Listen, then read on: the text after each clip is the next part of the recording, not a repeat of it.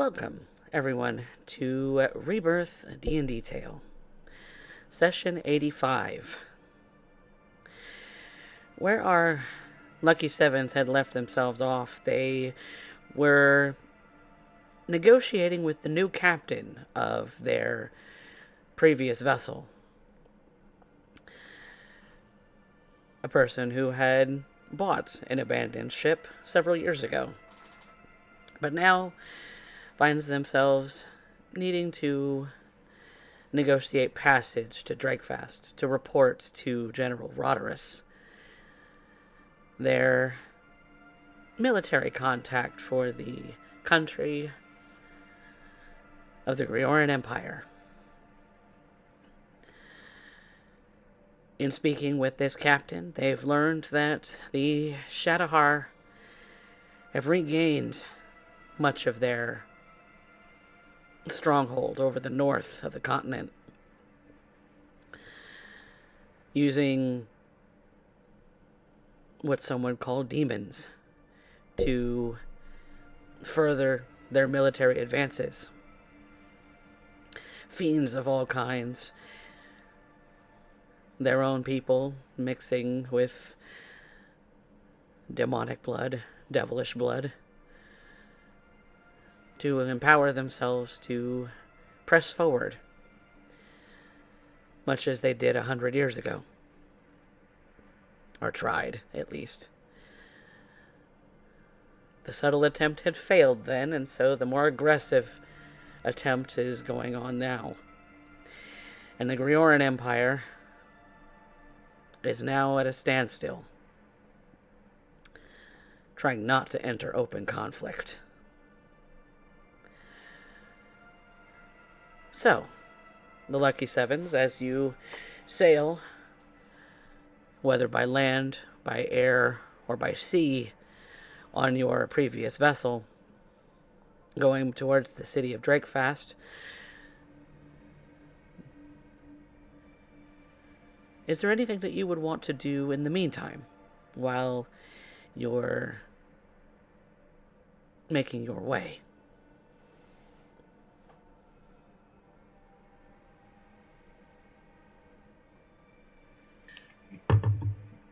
So, just to be clear, at this point we will be flying. So, if when you ask us what we want to do, it's everything on the ship. Yes. Just to be clear. Correct. All right. On occasion, I'm going to be trying to talk to the crew, at least those who can understand me, because it ends up making a long trip, though. I imagine a lot shorter than they initially expected, given the revelation of what this ship is truly capable of. I am trying to get more updated as to what we have missed over the years, as we have missed some time. Of course. They go into a little bit of a further detail as to the current political climate of the continent, to kind of sort of do this in a more sort of charismatic sort of way. Maybe roll me a persuasion check.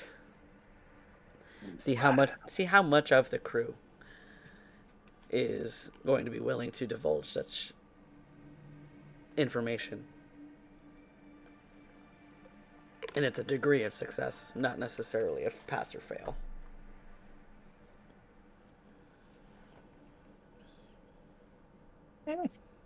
Hey, for once, not terrible. Oh, you said persuasion, correct? Yep.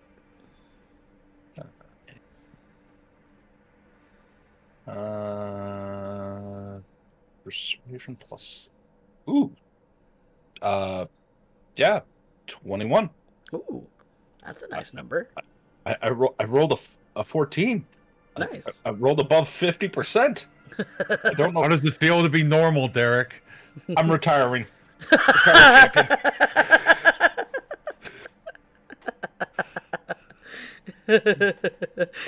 Quit while the going's high. Nah, but it seems that the most of the ship, if not all, uh, have have the ability to understand you. Um, in fact, your common has actually gotten a lot stronger in the time that you were away, and so the the mix of sort of drowish elvish doesn't really throw too many of your shipmates off, your crewmates off too much, as they kind of get the understanding and the gist of what you're trying to ask. They're um, they're warming up to you pretty well, and when you ask them about the atmosphere of the goings on of what's uh, what's happening between the Grioran and the Shadowhar, they they let you know that open conflict has been avoided so far, but that's very likely going to change in the next few months, as it seems that General Roderus, the champion of the skies of the Grioran Empire, has been has been has been making orders for supplies to be diverted to Drakefast and to the northern cities of the Empire. Not many cities actually line the border, but the villages and small towns there have had soldiers diverted to them in order to create a sort of, maybe not literal wall, but a showing that the Empire is not going to back down. They have called in their special forces. They've been conscripting for the general military. They have been uh, asking for volunteers, and uh, even in Drakefast itself, have been calling for any able-bodied adventurer uh, or adult to to join in the military cause to defend their country. Many have taken up arms, even in the rural areas, as weapons have been weapon production has been on the rise, magical and non-magical alike. From plowshares to swords.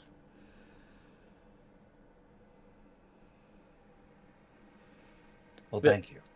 Villagers from all over the northern border have been welcoming their new military protection, and so many are worried that the the Shadahar's power, using the sort of devilish and demonic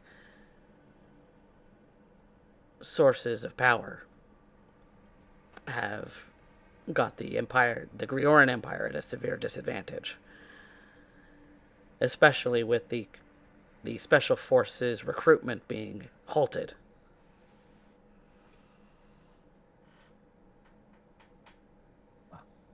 Then I imagine we're going to end up learning a lot more from the general at that point.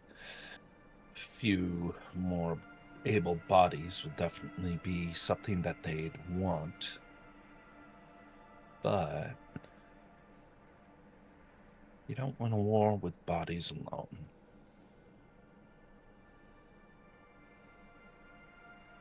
I seem somewhat dismayed on the news, but then again, the situation has changed from bad to worse at every step. The only good news is that we're on our ship again, and it's not even our ship. Feels like everything that we've ended up making to end up putting forward,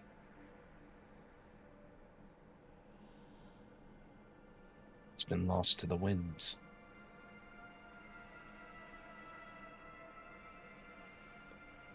Now we're left to see the world in a conflict again.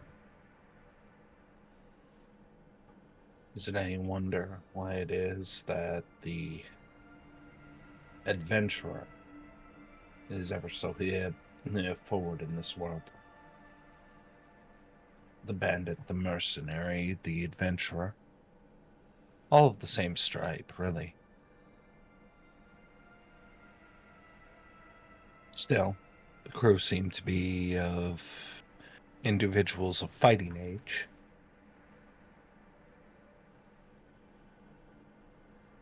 But in uncertain times, desperation leads to folly. And I can't help but think of the stories I was told when I was still incredibly young and within the walls of the Drought Queen. Thinking of hearing tales of giants and dragons burning the world.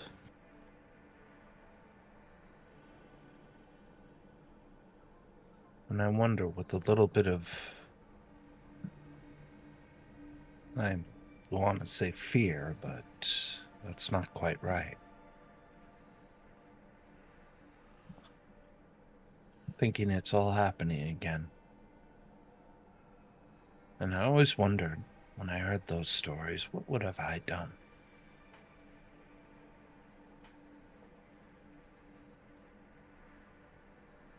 I thanked the crew and sent him on his way, looking out to the horizon. Mind a whirl with the implications of what's been told.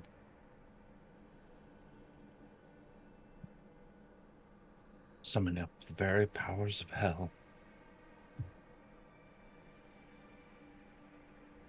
That's not a euphemism, that's quite literal.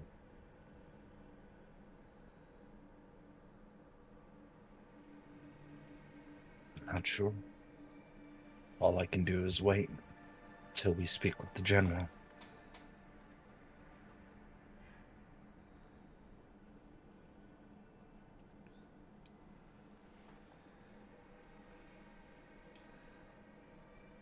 Karobe, Vanya, Maria.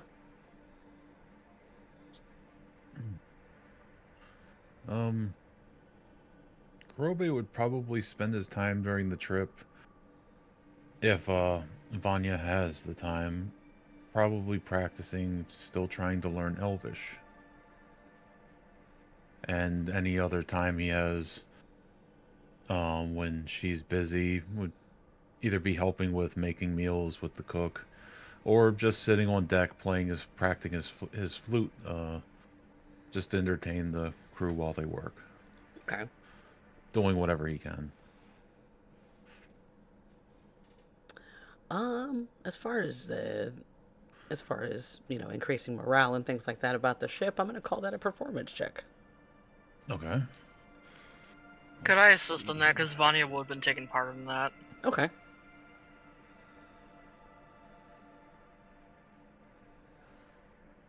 That would be a 15. Okay. You both attempt to sort of assuage the fears of the crew, as you would learn from the captain that she is of Ilartsuan descent, sort of a half human, half dwarf, sort of a mix. While she's not necessarily very stout, she is a little shorter than some of the humans that you've run across, but you wouldn't necessarily know it, except for maybe some of the rounder features of her face and the slight bit of facial hair when you look a little closer. But she, with her very strong sort of Ilartsuan accent, would let you know that that the music is definitely very appreciated. But as they get closer to Drakefast and the northern border of the Grioran Empire, her fears about getting involved, especially in this conflict, are still raise hairs in the back of her neck, but is maybe lessened a little bit by some cheerful songs. Another note, Kurobe after like cleaning up and stuff, also would have cut his hair and cleaned his beard up and made himself a little more presentable.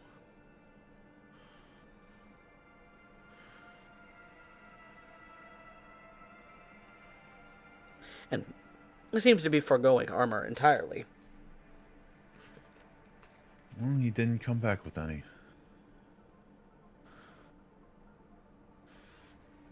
He's also just wearing his traditional clothes.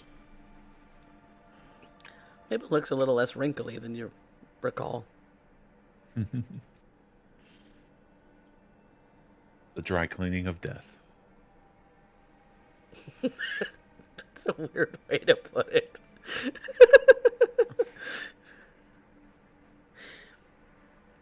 Arya, what about you? Well, there's a few things that I'm going over in my head. First of all, definitely being proposed to is at the forefront. And spending quite a bit of time at Vanya's side, very much being in love with her and also learning a bit of Elvish. But more than that is, I guess, trying to understand the more... Well, I mean, what everything that's changed in the past 5 years. We've apparently been gone. I mean, there's a lot to be said about it, really. How did this happen? What transpired? What is the change here that somehow we bypassed? Or how does that world happen to have worked? There are certain things, certain people that I tried to check up on.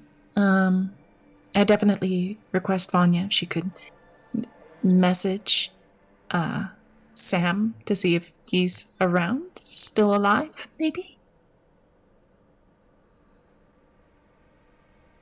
And she would have. And when you cast the spell Sending, Sam is not a target. Oh, he's quite dead. Wow, that's disheartening. I mean, he's either dead or he's elsewhere. But that's still unfortunate. And then I suppose the other thing is, I guess, like, on more of like a meta point, trying to figure out what other plot line threads are going on in universe around our intended destination. We said we were going to the border, right? Yeah, Drakefast is very near to the border of the Grioran Empire and the country of Holton. Holton more or less has allied itself with the Shadowhar, but it's not a terribly open alliance. But Holton doesn't exactly have the same kind of military strength that the Grioran Empire does. So they were... Maybe a hesitant alliance is maybe a little bit closer to the right description between the Shadowhar and Holton. Oh, and Drakefast is in Holton. No, Drakefast is just south of the border of Holton. Okay. So they're kind of in, like, that's a major conflict there. Mm-hmm. Oh, goodness. And... I can even show you a map if you want me to, really quick. Yeah. I suppose it's just mostly trying to figure out, like, with a lot of these differences of these changes in the political climate, like culturally, how it's affected people, their perceptions of different groups and races. Because now we're an odd bunch. It would be nice to know what this circumstance is in whenever we're entering a new city. Yeah. As part of as part of what Alira would find out, the tensions between human and elf and tieflings has actually gone a little bit more aggressive. Is one way, Sideways. yeah, one way to put it. With no tieflings amongst you, wouldn't necessarily have to have to worry about that too much. But the fact that they have been called in some, in some circles, dragon eaters or eatlins, as the Aelartsuans would say, as their dragon heritage sometimes does come up, and maybe dragon lineage of any kind would be frowned upon as well. No, or he just grabs her horns. She's like, wait a second. Given that you have relatively smooth horns at this moment, you kind of look a little tiefling. I do. And there is that draconic essence. I'm not sure. Oh, dear. I'm most certainly not tiefling, but I definitely pass. You would certainly pass as one if you wanted to. Is that racially insensitive? I don't know.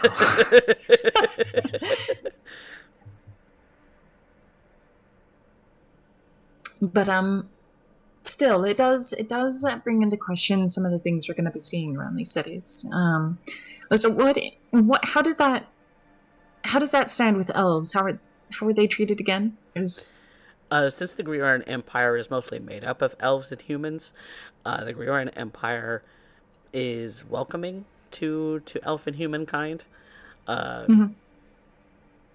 Obviously, those of dwarf descent might be a little skeptical about, because the Aelartsuans have been taken over once again by the Shadowhar.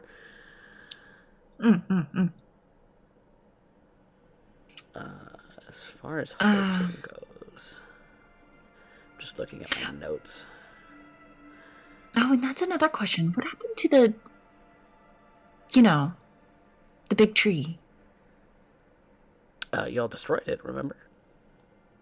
Yes, but what of the landscape? The landscape of Ugt is relatively unchanged. You don't know any more than what people... That's because that's on the other side of the mountains. Yeah. Okay. Not a lot's been... Okay, what is the... I guess, how is this... In this war, socioeconomically, who has benefited and who hasn't? I feel like like certain groups or people benefit more from different types of war depending on what the war is and what is it about. It's kind of a land grab sort of war. Land grab, okay. Where the Shadowhar Empire is looking to establish themselves as the true rulers of this continent. As they had, not necessarily very aggressively in the past, had colonized other regions within the continent, but those colonies obviously broke apart from the Shadowhar many years ago. And then about 100 years ago, they started to make another push towards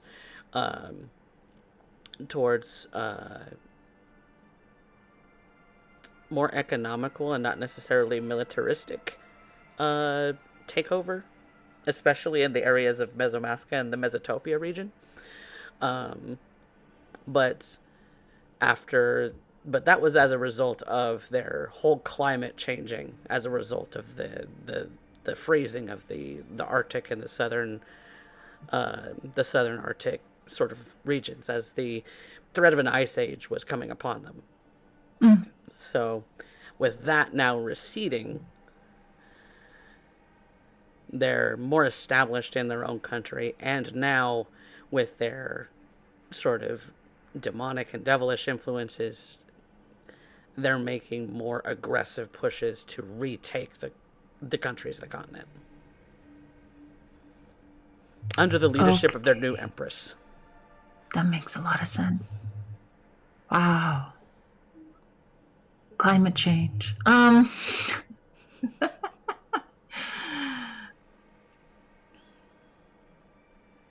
Okay. All right. Then I guess the last thing I can really say is, maybe during our travel, there would be a few points where I would try and. I mean, I imagine our travel would take a few days. I would assume that I would try and make certain connections at Drakefast so that we at least had some people we could work with out there. Mm-hmm. All things considered, we're definitely working with the general.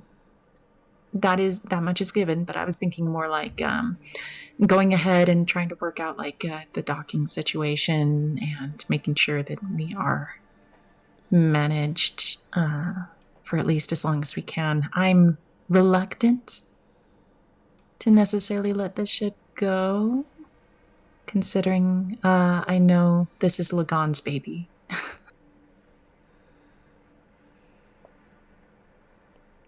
That is true. The captain is not wanting to stay in Drakefast. That much they make clear. They would rather go back south to to Colcaster and still sort of navigate the Goyera archipelago as far as like trade routes and things like that. They would rather stick to that region. Okay. I think I have an idea. Okay. I think what I'm gonna plan to do to get our ship back is I'm gonna see if our good old General Dragon friend will do us the good of purchasing it out, and in return we go ahead and do some work for him, whatever work it is. I suppose Something. we'll have to find out. Yeah. Once you get there. I mean, hell, we practically took down an Eldritch Horror. Which would have taken an army, and it was just, a 7, the lucky 7s. So maybe we have some merit in that regard. A little leverage. But we'll find out. We'll find out when we get there. It's an idea. Passing along to the rest of the group, kind of in secretly.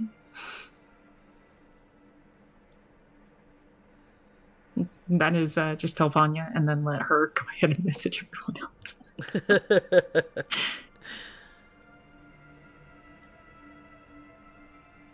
Yeah, she'd pass along the idea for Arya and get everyone's input on that.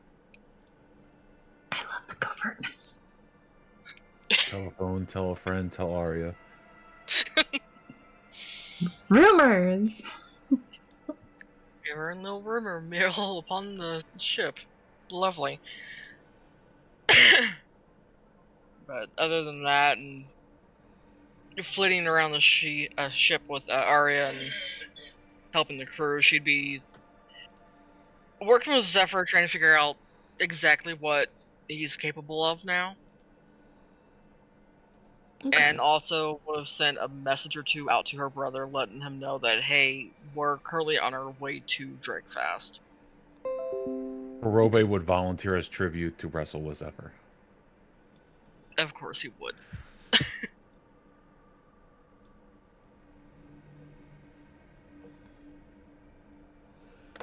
Oh, I think my OBS disconnected. Oh no. I still hear you guys, so. Yeah.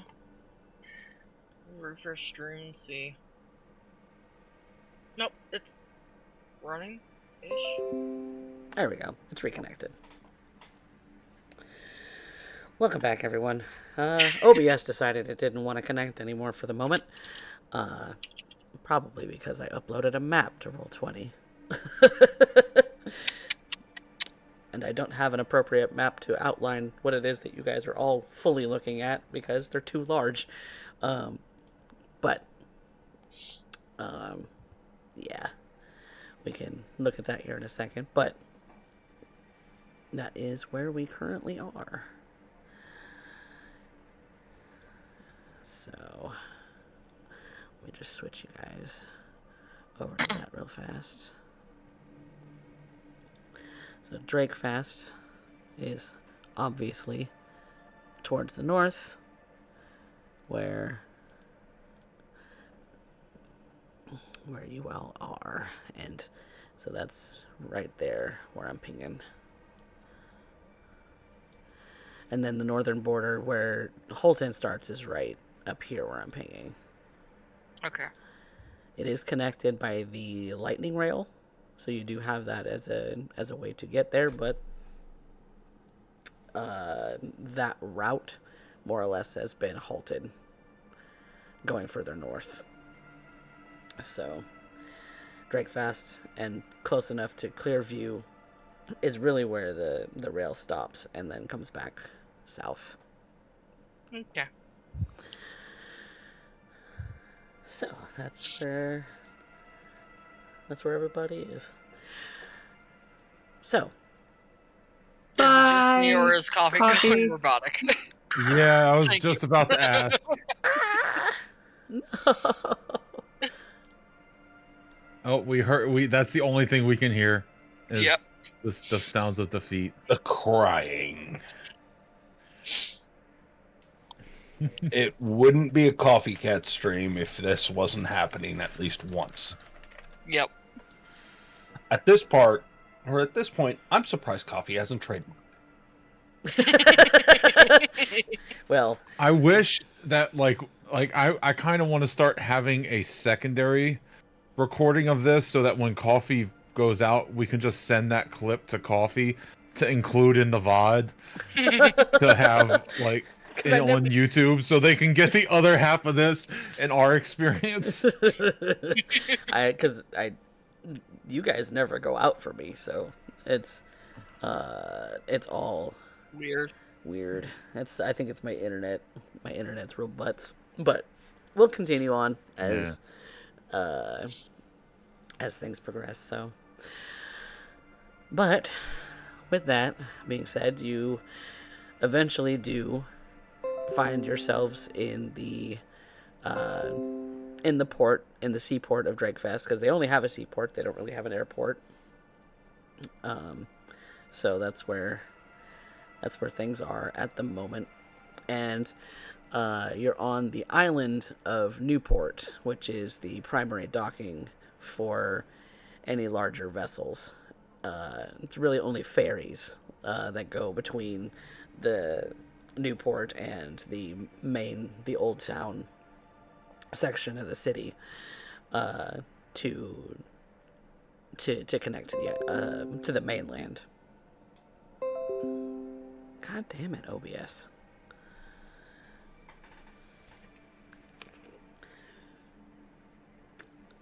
So, upon landing in the port, what do you do?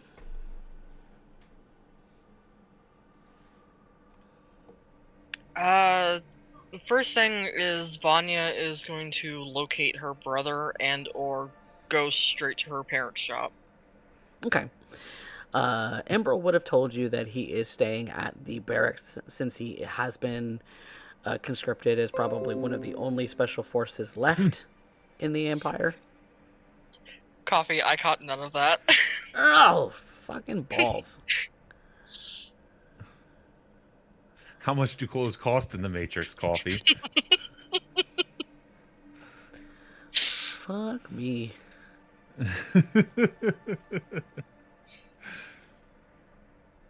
Like, the only thing I caught of that was he would have let you know that he was garbled. Special Forces garble. Ugh. I hate my internet. I really, truly do. You are slightly digitized even saying that, which accents it perfectly. I really, really do hate my internet. It is Fucking Why don't you garbage. take a moment, since apparently OBS decided to disconnect again, and go reset it? Alright, we'll be back stream. So we'll see what happens.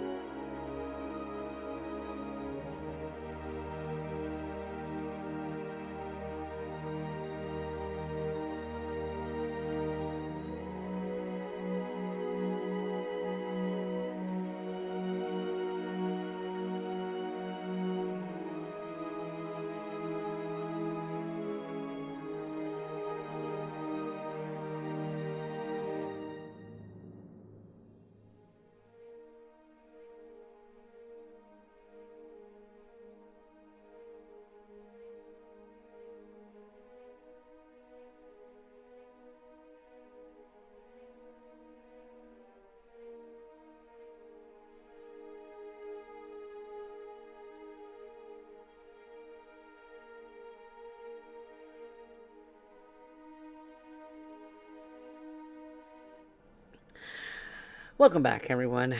As I think that's maybe done it to help correct the unstable internet thing that I've had. So, getting back to things, you all have made it to Drakefast and have landed in the port of the Newport Island, which is predominantly where the barracks and things of this city are held.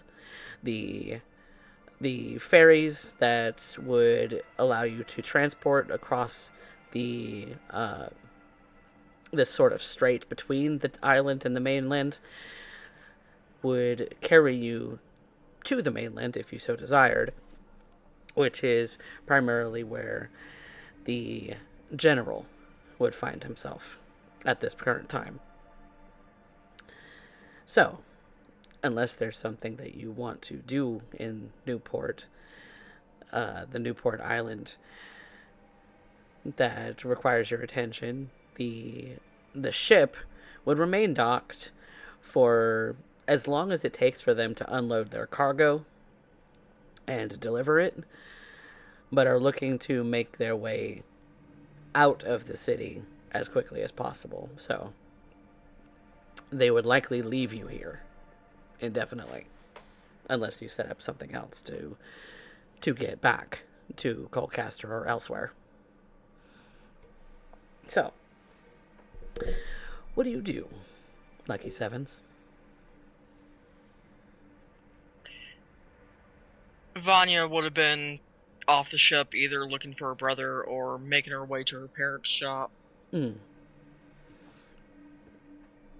would know Probably. from the sendings that he is at the barracks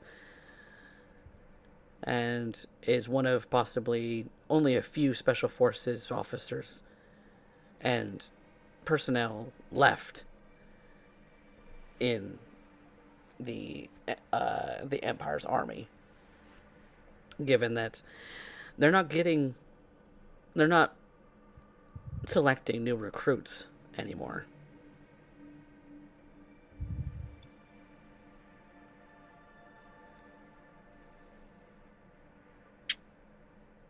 So he would be on the Newport Island. Yeah. Yeah, Kroby would go and back Vanya up just so that she isn't traveling alone. Not alone, I've got Zephyr. Okay, let's be honest. Kroby's just going because Zephyr's going.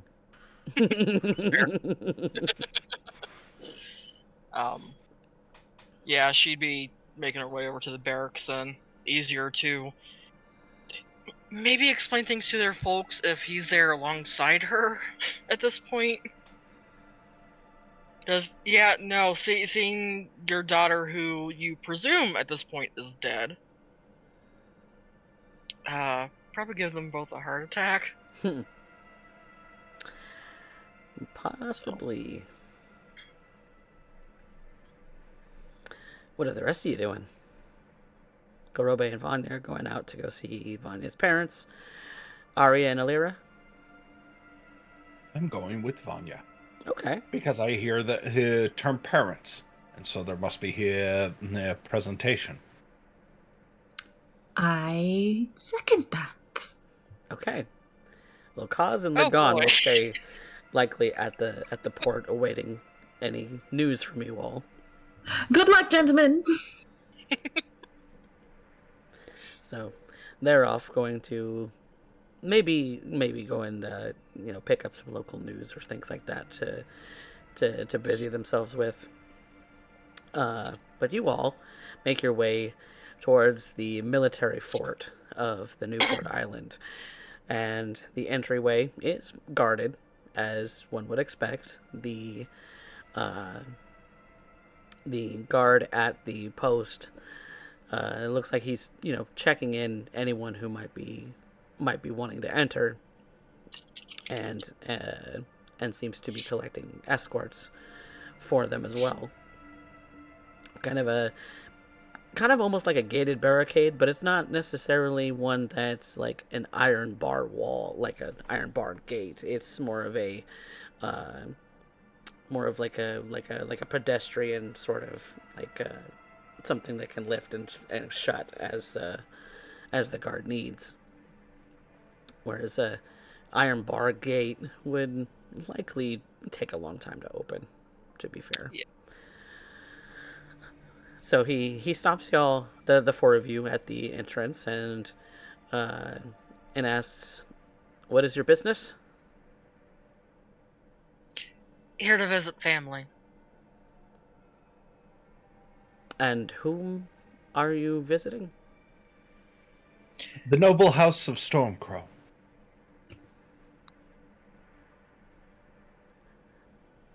"Stormcrow." Okay. Well, would you like him to be escorted here, or do you want to be escorted to the barracks? We can be either way, whichever's quicker.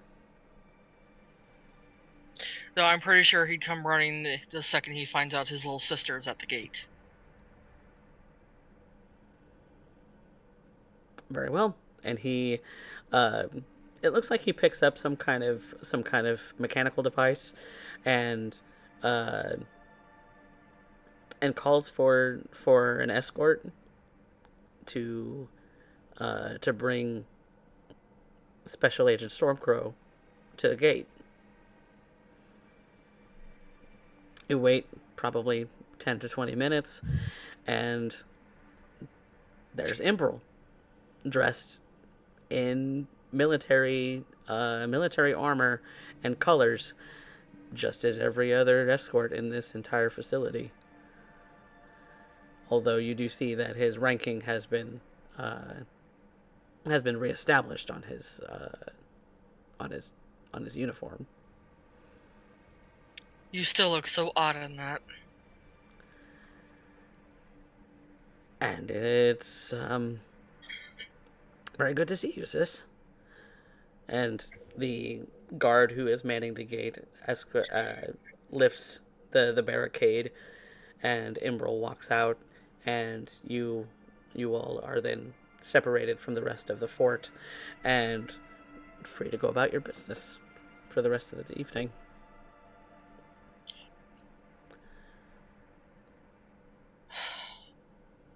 You look strapping in a uniform. It suits you. Well, that's two different opinions about my appearance now. It seems, and you seem to have gotten larger in the shoulder regions, and your gut has managed to. Do you wear a corset under that in order to maintain an appearance? And look, A corset? she walks behind him. I'm glad to end up knowing it all seems to be functioning. She's like patting the inside of his legs to make it. She's inspecting him in the way you would inspect a horse you were trading. Alira. I think she's saying you got fit. Right? Okay. Getting a little touchy in the personal space. It's good to see you're okay, Imbrel. We were really worried. Well, when things got a little heated around here, they started calling for men of arms, and how could I say no?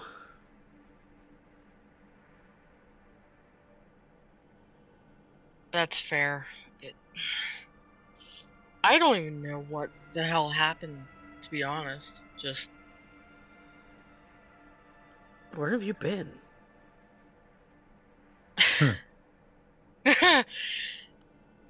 Let's walk and talk, because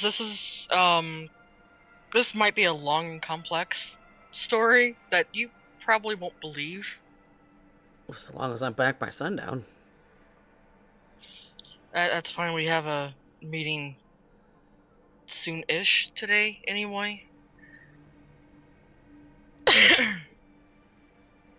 All right, let's find some place to eat then. And he starts leading you back into more of the civilian areas of the of the Newport section of the city, and leads you to what looks like a little shop that's kind of I guess like to give it a food style theme, you'd see a Greek food place. Uh, lots of vegetables, lots of like barbecued meats and things like that, all kind of wrapped in like flatbreads and things that um, lots of olives and feta cheese that that you would see as far as like accompaniments to the dishes. And uh, he just kind of he also pays for all of your meals too, and uh, so he seems to be making a good mint of gold in order to do what he's doing here.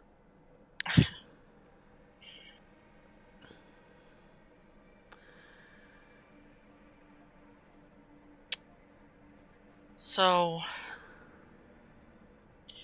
I know the last time we spoke before we vanished, effectively, we had ended up in Shadowhar. Shadowhar. We went down into that passageway, went through a portal, ended up in Shadowhar, and managed to free a few people. So you were instantly transported from Colcaster to Shadowhar. Yeah. Effectively. That's something that needs to be investigated then. Make sure that that's closed off. Oh, it gets worse than that. So we led two diplomats back to Isla Tsura through the mines between the two countries. And then Arya and Kurobe here kind of got taken away from us by those cultists that we were after. So naturally we went chasing after them. Went through yet another portal, ended up in a different realm altogether. Called the Abyss. The Abyss is a myth. I wish it was, but it's not. We've been there. Made our way through, got into one hell of a fight. The aftermath of which being we were dead. But you're not dead. This is where it gets kind of tricky and where there's part of me that doesn't fully believe it. But yet, for us it's been 2 weeks. And it's been 5-6 years here. Yeah. It's been since it's 6 years since I've seen you, sis. Yeah.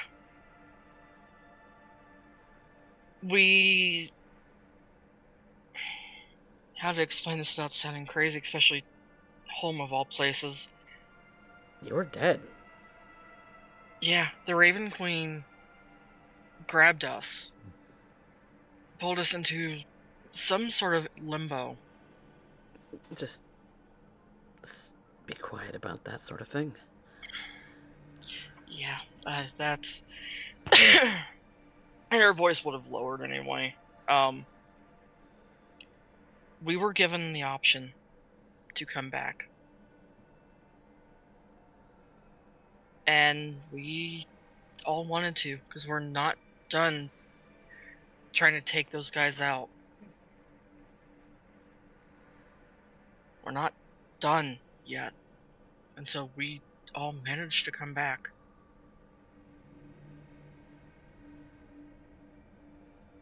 It sounds absurd. And I know it sounds absurd, but that's what happened. And some of us came back changed.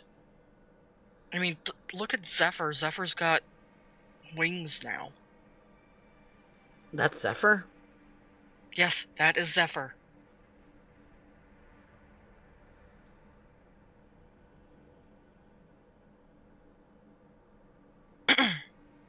Kurobe Some of came us back. had to change. Yeah, Kurobe came back younger. So, yes, this is Kurobe. Yes, this is Arya.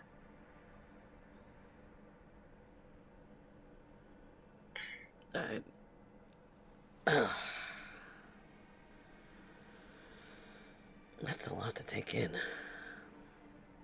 Yeah, Oh, which is trust why us. It was indeed. I'm sorry. Please go ahead, my dear. No, you're fine. That's why I wanted to come find you first before just popping in on our parents. Mom and Dad buried you. I figured that when we found out it was 6 years, and you said that I was considered dead. They took it pretty hard. Yeah. I can imagine. So we've been... This whole entire time from Coldcaster to here, we've been getting a hold of anyone we've been making friends with. And I've been avoiding contacting them because I don't want to scare the shit out of them.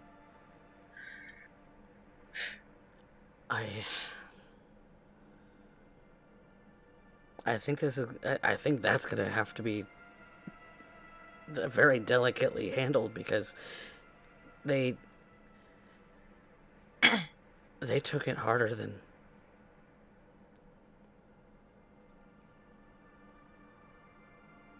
at least with our sister. They could bury a body. Yeah. They didn't want to give up on you. And now they're that's, finally... again, why I wanted to come find you first. Because if anything, you can help with this. And I wanted to do it face to face instead of just them suddenly hearing my voice again after so long. Because magic can be deceptive. Exactly. I can... I wouldn't even know where to begin on that, to be honest. I'm having a hard time believing that you're not just some figment of my imagination right now. Like some kind of hallucination. And I wouldn't even know how to prove otherwise. I mean, I could shoot you with an arrow and, hail of thorns you, but... He just gets up from his seat and just kind of takes your face in his hands and just kind of studies you for a moment.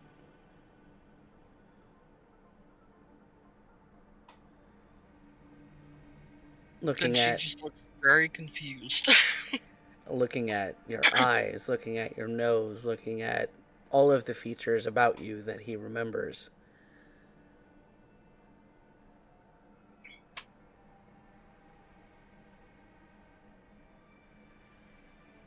And just... you see tears in the corners of his eyes start to form, and he just wraps his arms around you tightly. And she'll hug back just as tightly. And in Elvish just kind of murmurs to you, "You fucking idiot." No more than usual. Don't you ever do that again.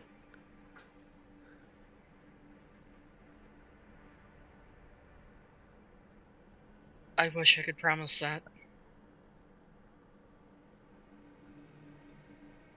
But contracts with gods are fickle at best. He just... he doesn't start to audibly sob, but you can feel that he's kind of shaking as he holds you a little bit. And she's just going to hold on to him. And maybe start crying a little herself. Trying to hide it from the rest of the party. Roby's going to lean over at Arya. It's kind of weird that I can understand them a little bit now. I mean, at least I understood most of the swear words.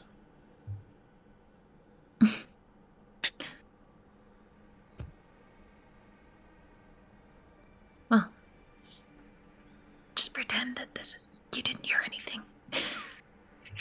Okay. Yeah. I can do that. Cool. Let them have their moment.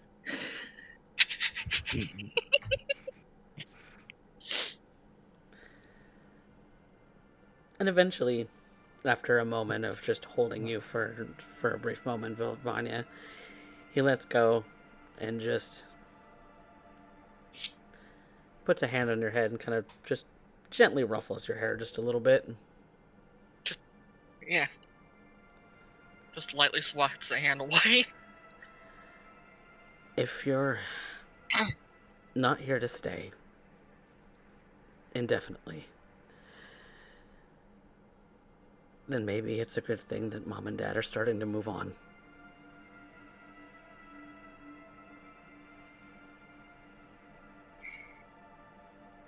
Move on. I think it's just... I don't think it'd be fair for them to continue to wonder, even if they are moving on. I want them to know what happened. That, regardless of what may come up, everything's gonna be fine, you know? Only for you to rip another hole in their hearts again. It would kill them.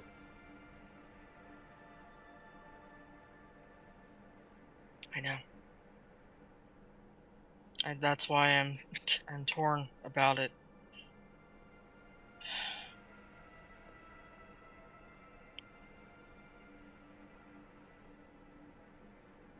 Mom didn't want to accept it. She didn't want to think that you had gotten lost, got taken by some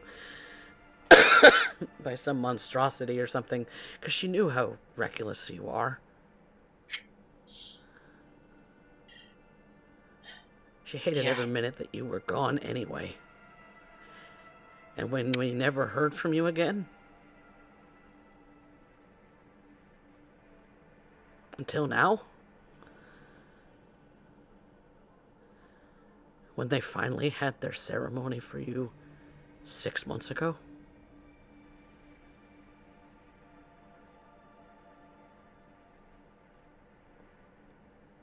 it would tear open a terrible wound.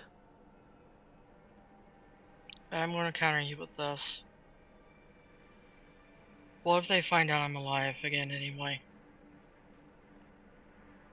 That How? neither one of us told them. How would they know?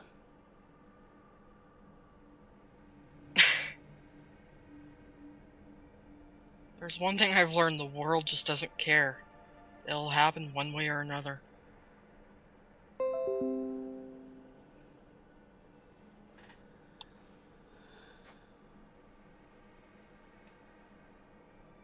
Anything that could happen can and will.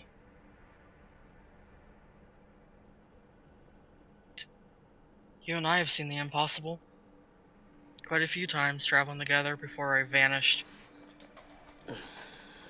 Caleb being one. Yeah.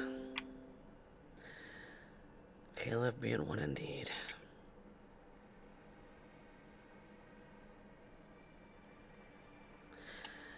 And now the whole empire distrusts all of us.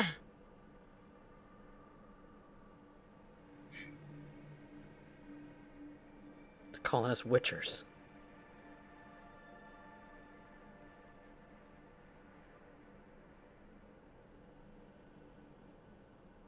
Because we're not people anymore. Just machines of the empire.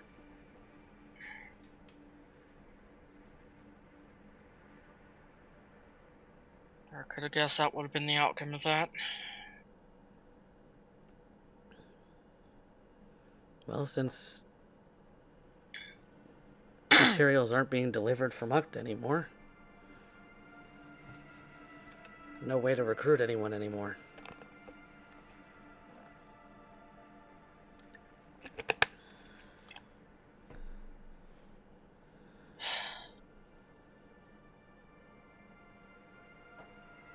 Maybe that's a good thing. Well, the chances of something like that happening to anyone else.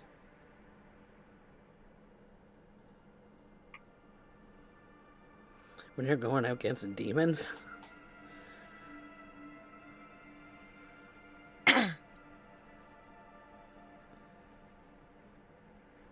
That could always be figured out, but the madness that took Caleb, that's harder to deal with.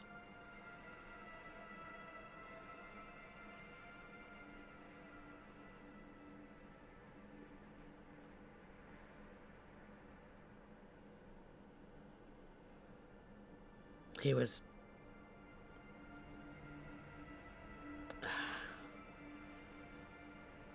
You see him kind of sigh and just look down, almost as if he's blaming himself. It wasn't your fault. What happened to him had nothing to do with you. Maybe not. But at the same time,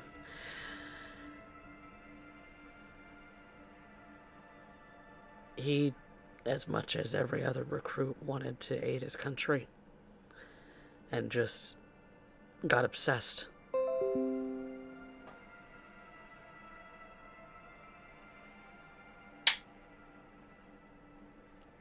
Yeah.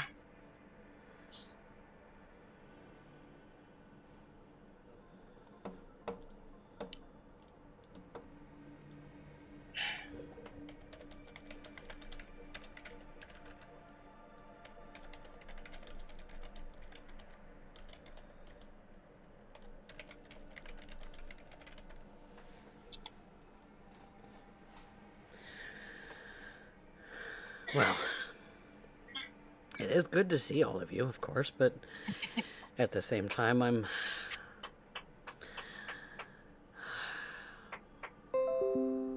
I don't know. It's... It's just very odd, you know? Yeah. I mean, Trust us, we get it. We've been going over the facts when we could the entire journey over here, and there's just a lot of it still doesn't make any sense. Well, you won't look good for it, I guess.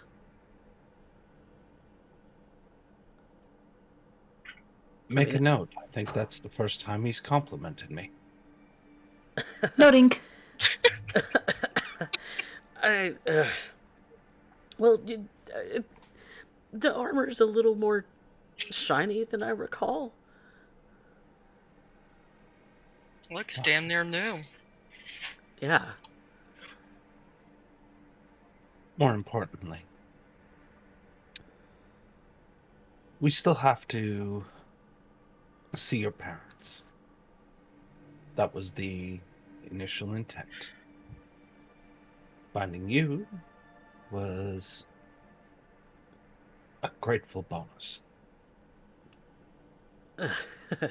Well, Well, I still need to follow the proper traditions and ask your matriarch if she's willing to sell you as proper breeding stock.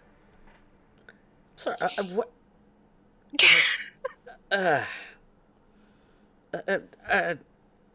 Oh, was that a proposal?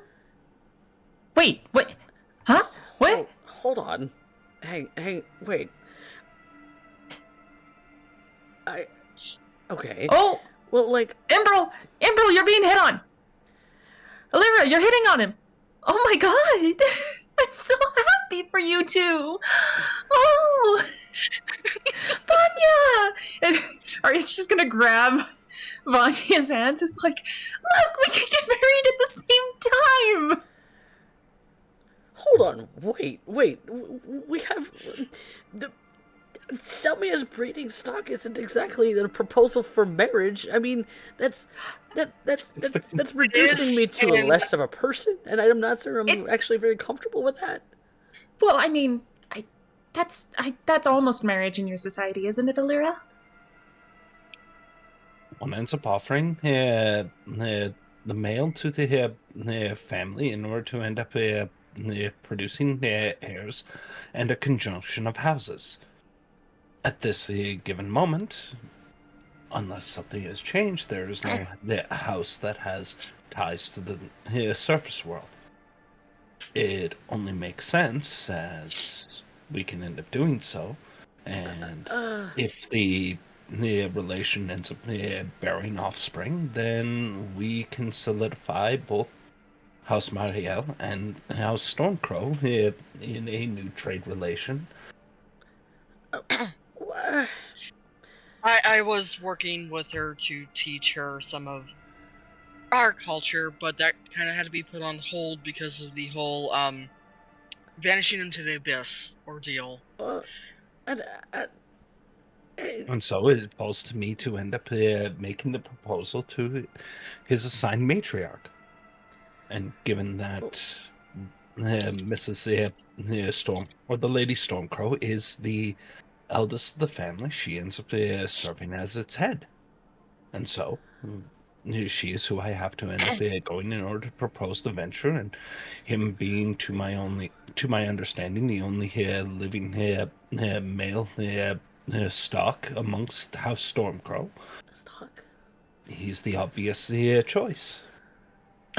Translation. She thinks you're hot. And she thinks it, politically speaking, it would also be good to, get together. And Arya's just gonna do like this little scissoring motion with her fingers. I'm flattered. I think. Normally. Besides, you certainly seemed to enjoy your time with her last time you saw her. Wait! Oh my god! You two went on a date! When? Did I miss this? We refer to it as scouting. The last time that we interacted, Alira You was... two went on a date. Well, I was...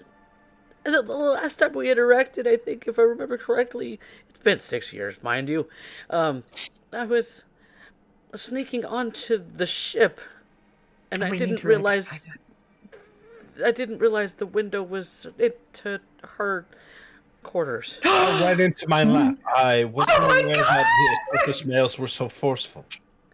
Oh my god! No. You snuck into her room! On accident. And you see that his face is turned bright red. The tan skin of his face just cannot hide. Alira, did you kiss? Alira, did you kiss? No. Did you two kiss when you went on a date? No? Wait, shut up. I'm not talking to... I'm talking to Alira, not April. Sealed. He hasn't been sold to House Monreal yet. Oh, we need to fix that. Quick! Vanya, we need to go to your parents and we need to get approval for this. Wait.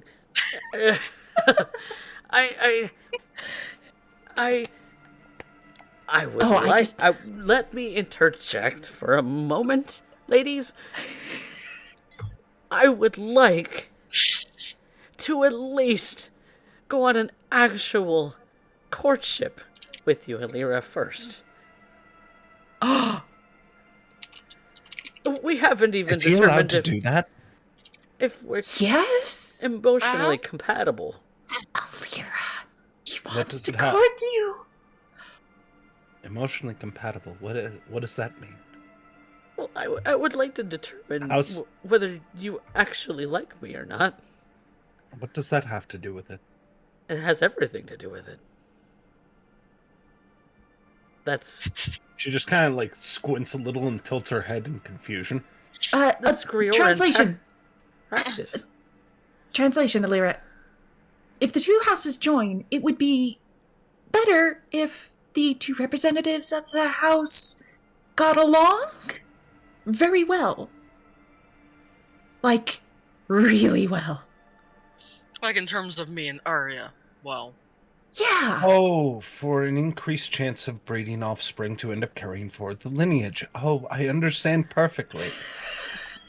yes, we just gotta break it down to her terminology for her to understand it. I'm not even ready to reproduce. I have a duty to my country at this moment. You will. Uh-oh. We lost Coffee's camera. Oh, I I still think. got Coffee's camera. Ugh, Then it's on my end. I can hear him. I'm just very. I know Mom at least would be thrilled that you have a girlfriend. We Girl. haven't even we haven't even gotten to that point yet. There's not even a girlfriend sort of deal being mentioned here. I What- don't want to end up presuming anything until it is cleared by the matron of House Stormcrow. I have every right to be of my own person. I am not an object of property to my mother. Okay, well, we Yes, get you that, are. but... No, I am not.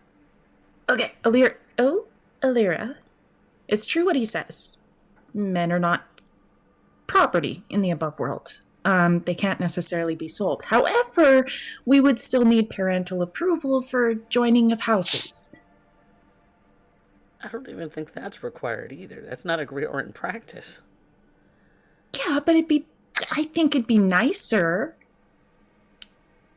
Look, if I'm getting married, I would want to get to be on good terms with the in-laws. I'm just saying. I think you are getting married. I am getting married. She just holds I'm- Oh, Jesus. You service worlders make this so complicated. Again, Very well working then. on the cultural teachings. If it is appropriate for this date to go on to, I will end up corresponding with your sister on the appropriate terms of which to end up settling. I shall end up returning hold you on. to end up doing so. And Alira, it is not up to me. It is up to him. but wouldn't that how- end up causing internal strife amongst Stormcrow for him to be here selecting his own mate without? Nope. Not at all. How scandalous! I tried to tell you this before. The country you come from must be incredibly odd. Yeah, it's a bit underground, I guess you could say. Yes, something along those lines. Very well then. So what do? We exchange some time, and then we go to. Is it more appropriate that I engage with him first, or should I continue with going to see your mother to discuss terms first? This is so confusing. I don't know I how feel you like I'm service being left out of this whole conversation. I can't say that I like that you're leaving me out of the conversation, Alira. It's not a great start. I apologize. I'm simply trying to acquiesce to custom. And the customs I am used to clearly are very strange to you. Yeah. I mean, I've heard of matriarchal societies, but that's a little extreme. So, do you two want to go on a date? Maybe get to know each other a bit more? Getting to know each other is kind of the first place to start, isn't it? Mm-hmm. Would you agree to that, Alira? In the interests of House Marielle and House Stormcrow, I will abide. Okay. Think we're making headway? I am laughing at the idea of just imagining Specs' face right now. The Specs I'm- probably like I've got the biggest shit-eating grin right now. I'm so entertained.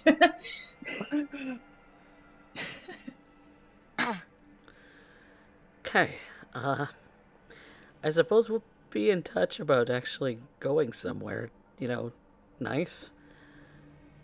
Um, I look forward to knowing what you end up qualifying as nice. well, nicer than this, someplace, I don't know, to sit down, just the two of us, I'm so happy for you too. for, like, dinner or something. I look forward to seeing on what you are capable of crafting in the kitchen. Oh, not. I don't have a kitchen. I mean, actually going to another. Neither have I for quite some time. What about going to see a Move on. performance? Yeah. Sounds lovely. She just looks at him as it's very clear he's just like trouble digging himself in deeper with every statement. While she doesn't understand his culture, she certainly understands his emotional situation at this point. That would be lovely. Offspring of Stormcrow, it has been an honor. I have a name. Call me Imbrel. Very well then, Embra.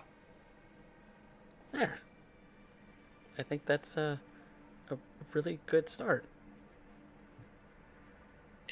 Well, why don't you go ahead and take us by our folks' place? I can reintroduce them to their soon-to-be daughter-in-law. And I can repeat this entire tale to them and watch them both flip out. Arya does a little flourish with some magic and sparkles peering out behind Vanya for effect.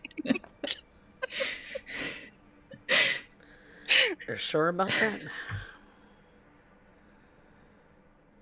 I'd rather have the chance of telling them face to face rather than them find out somehow in passing. Besides, we have to end up discussing terms. That comes later. I apologize. It's far more straightforward where I come from. Culture shock. You've been experiencing it ever since you got here. Understandable. Okay. Well, I guess if you insist. We do.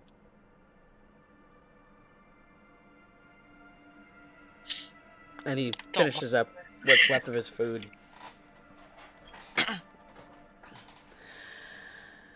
Be prepared for some kind of heart attack.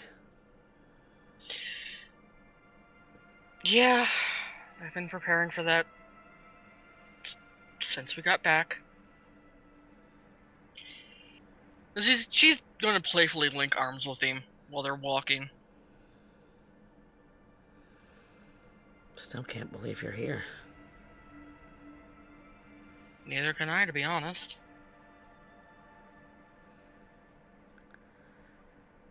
I've missed you. Missed you too, even though it feels like we never got a chance to actually do it. Like I said, for us it's been just a couple weeks.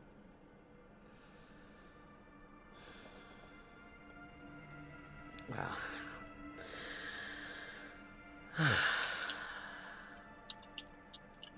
Well,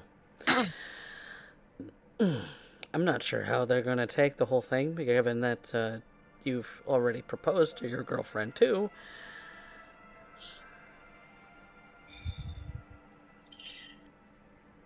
Yeah. Appear out of nowhere. You declare that you're that you're gonna get married, and then are off to scamper off to something else that's going to take you. Hopefully it won't take me. Not this soon.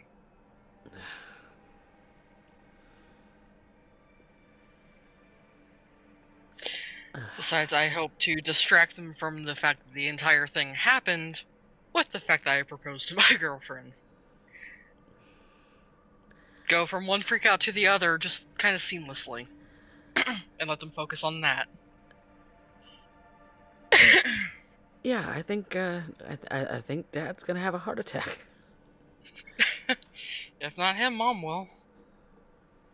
They're It's old okay. enough. We've got plenty of healers amongst us.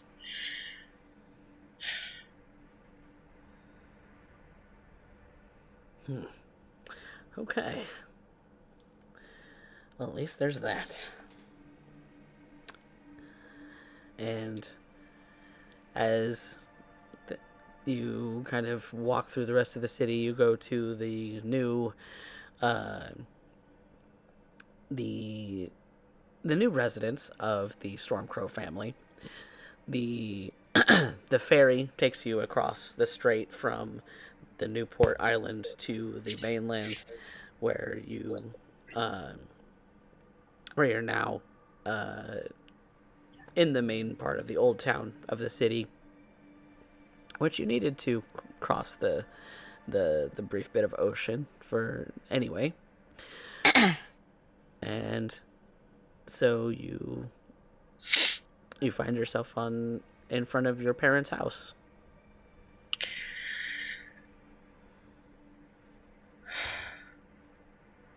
Do you just want to go in, or do you want to knock first?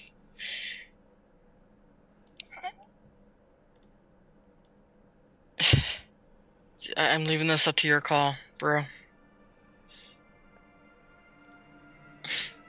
I honestly don't know. You know what? We'll wing it then. And she's going to knock on the door.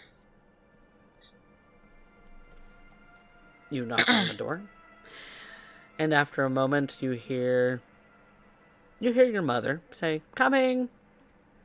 And this is kind of like a single home on the street. There's not really. It looks like the business might be separate from the home. Yeah. And when she opens the door, you see all of you see sort of an older elven woman, sort of lightly tanned skin, uh, the ears very much like Imbral's and Vanya's. The clothing of hers is very kind of drapey and sort of almost like she's just has like cloth just sort of draped over her, much like any other Grioran sort of style clothing that you've seen being worn around these parts. And her hair kind of in almost curls, sort of grayish in some places, and sort of dark brown in others. And you see where maybe the similar hair color comes from in Emerald and Vanya. When looking at this woman, she has very similar features to them. She's very obviously their mother. There's a slight bit of wrinkling going on around her cheeks and her eyes. And she's just gawking at you in awe, Vanya. Vanya looks really nervous about this. Hey, Mom? Vanya. Emerald kind of filled me in on the whole thing. He can confirm I am who I am, but just...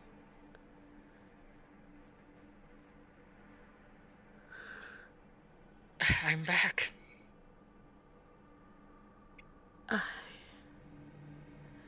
And she just looks at the rest of everyone, between Korobe, between Arya, between Vanya, Imbrel, Alira.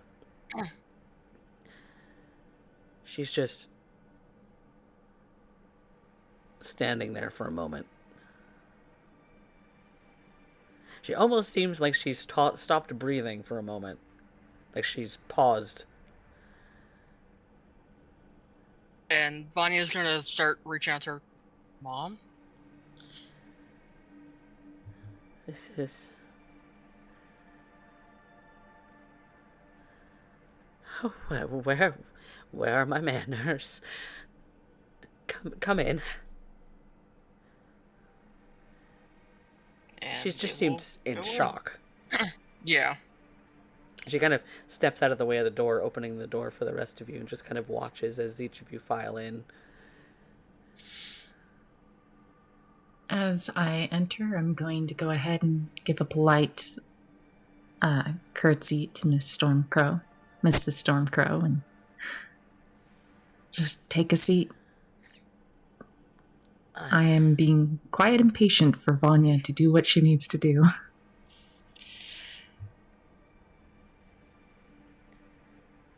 Eventually, she turns and closes the door behind you all.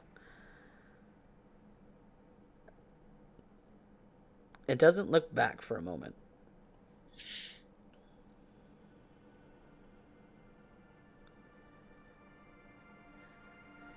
Amber, what kind of trick is this? It's not a trick, Mom. It's not a trick.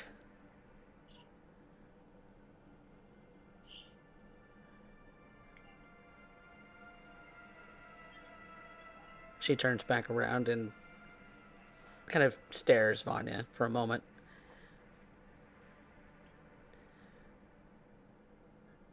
I thought maybe my mind was playing a trick on me. Sometimes I get these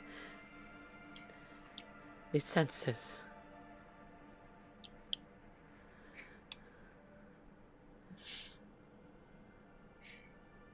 But you're really here. Yeah.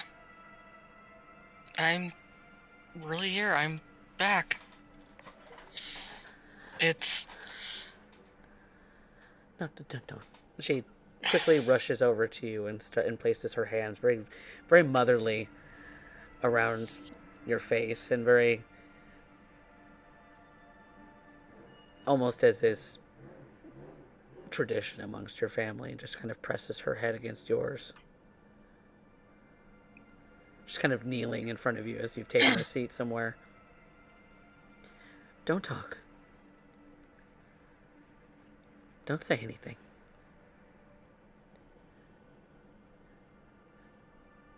I don't want this to fade.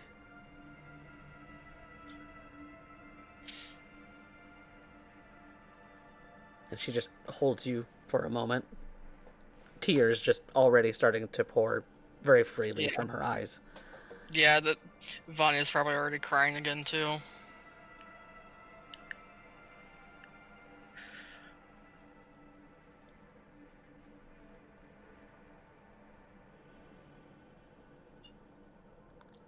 I'm sorry. Where have you been? I'd like to explain it to both of you at the same time, so I'm not repeating myself constantly. I've already told the whole thing to Imbrel, and even then it's hard for even us to believe it.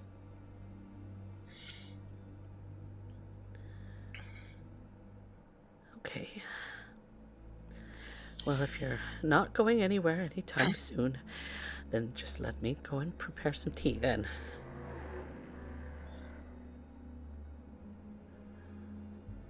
Actually, Mrs.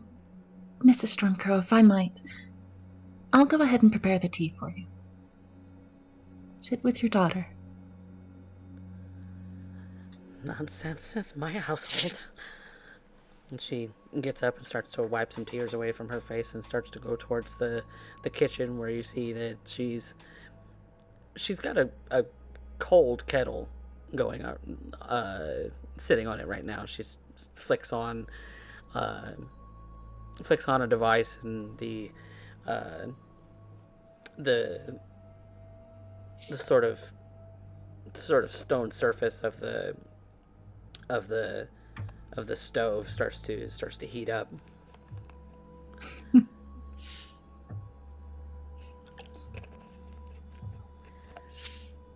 Leaving you all in the living room or dining area or some other place where you've sat down for a moment. Vanya would have gone up to wander around the living room a little bit. She wasn't here last time, I don't think.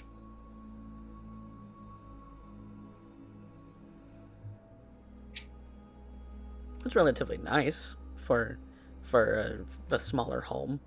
You see, it's like just a single level home, where just beyond the kitchen there's the single bedroom, and it's got a small front yard that right now is kind of unkempt.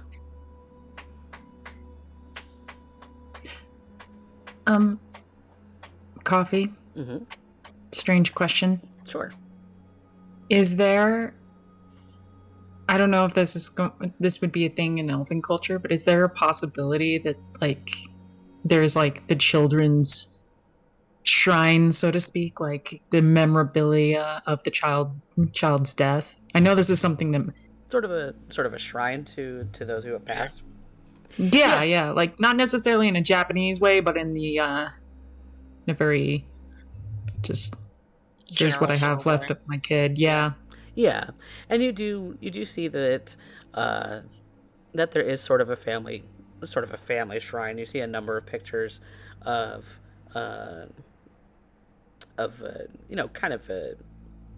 kind of like what you would expect for frame photos of Is Vanya's there? Vanya's is there. Yeah. So is her sisters, and so is some of her grandparents, and a number of others from the family that you may not recognize. That would be surreal. Yeah, there's just a number of photos there. There's a couple of objects that of kind of significance to each person, kind of at the base of each photo. And it's got a couple of little prayers, things like that, just little knickknacks that aren't very big at all, to commemorate each individual on this sort of family shrine.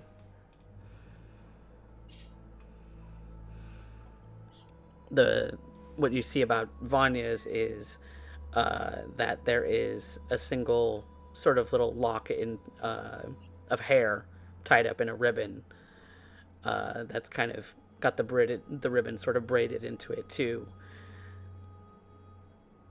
which you imagine may have been a first trimming of her hair. It looks kind of old. The ribbon is kind of falling apart a little bit, as it's possibly been kept in something that has moved several times. But you see that the ends of the ribbon are just kind of starting to fray a little bit.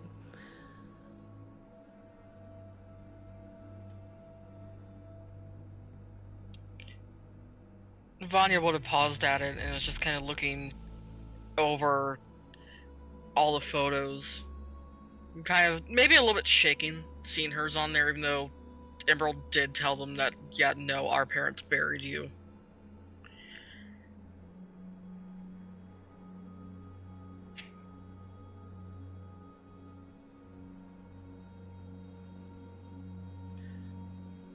I'm gonna go ahead and as Vanya just reviews everything, I'm gonna look over it with her and just gently pet her back. Yeah, I heard that.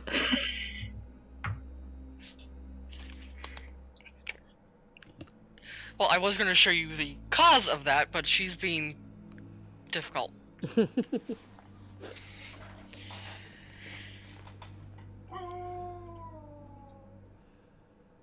Toba. Sorry, she's getting ready to go out. Yep. Zephyr! Zephyr's probably Zephyr! making Shush! There we go. some of woos. Yeah, some of woos. There we go.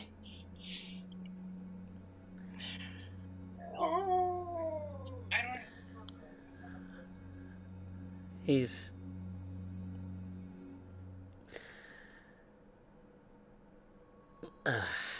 and Imbrel just kind of sighs and goes to the kitchen to help his mother make some tea.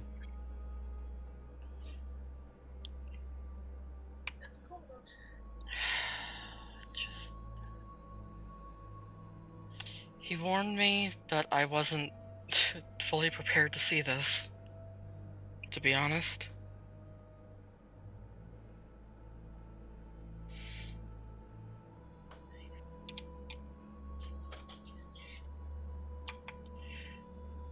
And now it's only a matter of time before Dad gets home too, and we start this entire thing over again.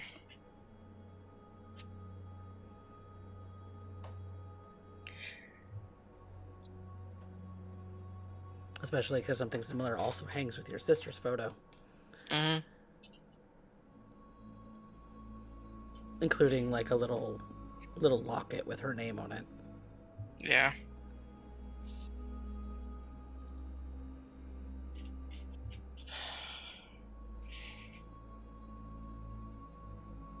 And she's maybe going to find something and start clearing up some of the dust on some of them. Her sisters, and maybe just going back in generation as she works. Probably take care of the yard while we're here too. I'm just going to be beside Vanya the entire time. Helping her with anything that she needs. I don't really know what else to say for her, because in truth, everything that I've known I'm on the other side of that. Everything I knew is just long gone and past. And everything important to me is right here. So I don't really understand this. Is it grief? Is it joy?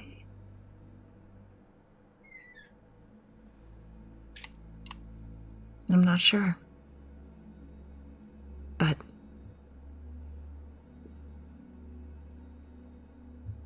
in every moment of pause,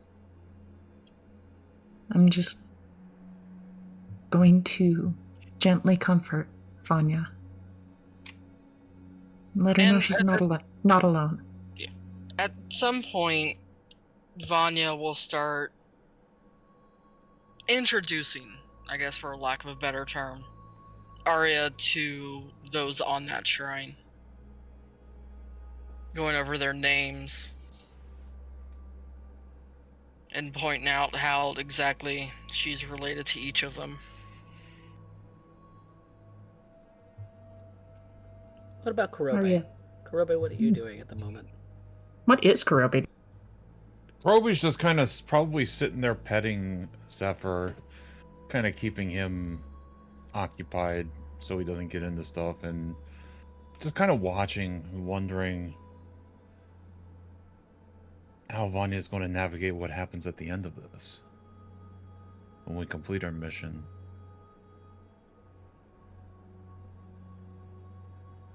Because he doesn't know what he's going to tell his own parents. Because this probably is a one-way trip for all of them. And he's just kind of trying to figure out what he wants to say to his own parents while he is watching this whole thing.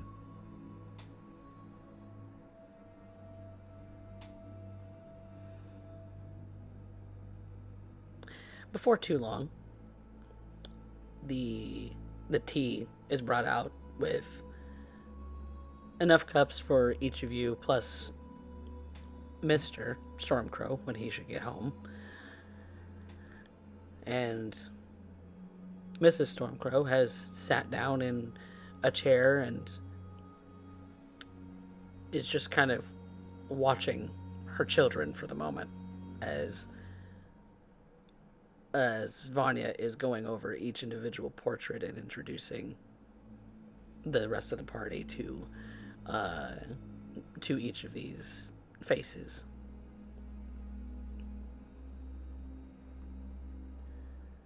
I will trace the frame, just with my finger, very gently, of Vanya's older sister. Some small flicker of recognition as she introduces her. This is the one you told Rune about. Yeah, Allie. Allie and Vanya look very, very much alike right now.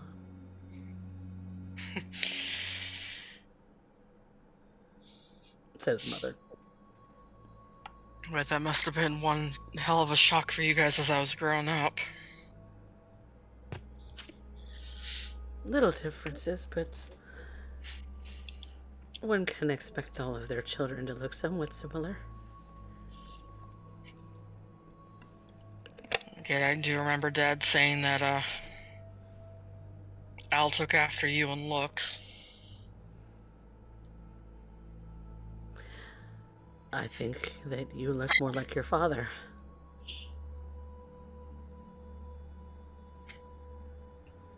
I think that's Emerald, not me.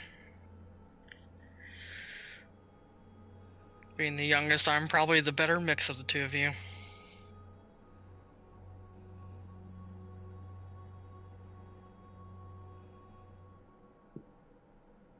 Where have you been, Vanya? She says as she's not really looking at you. She's just kind of staring at her tea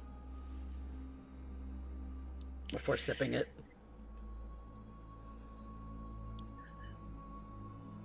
Let's wait till Dad gets home.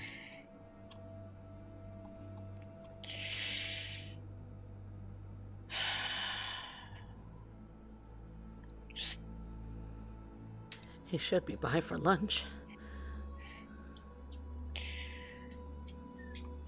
That gives me a chance to work out the story a little bit better, because it was hard enough to explain to Emerald, and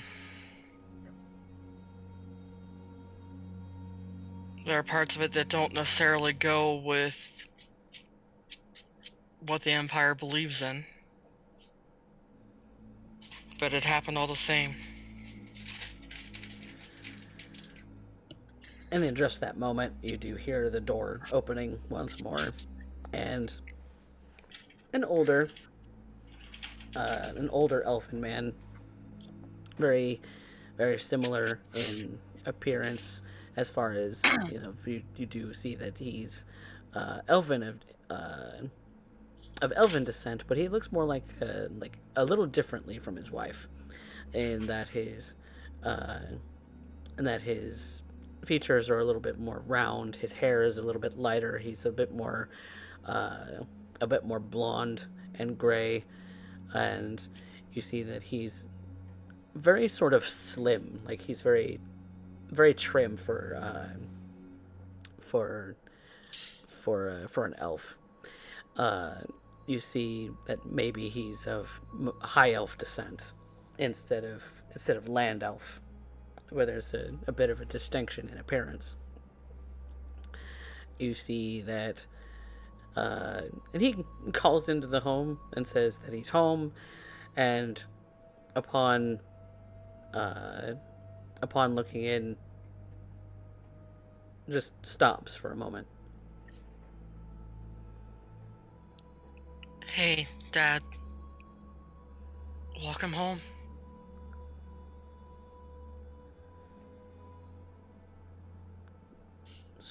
wasn't what I expected.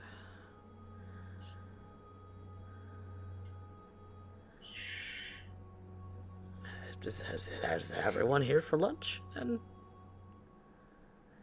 just tea, dear. Just tea. And he goes to set down whatever he has in his hand. It seems he's got some kind of bag that he's just kind of dropped on the floor. The second he drops it, she's running over and hugging him. And he pauses for a moment, then realizes that he is actually being physically embraced, and just wraps his arms around you tightly, very, very warmly, but very tightly, like he doesn't want to ever let go. And just in Elvish, just keeps saying endearing words like my daughter, my love, my family, your name, Vanya. Just showering you in all of the very familiar words that he's always called you ever since you were little.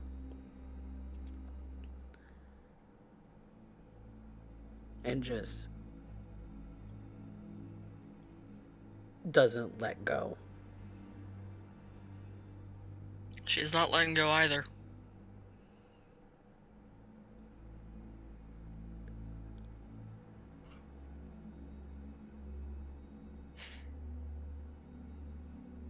What are the rest of you thinking, observing, questioning? Especially Alira, because I think that with this sort of familial embrace like this is not necessarily something that you've had recent experience in, as your family is now deposed from their power, if they're even alive anymore at all.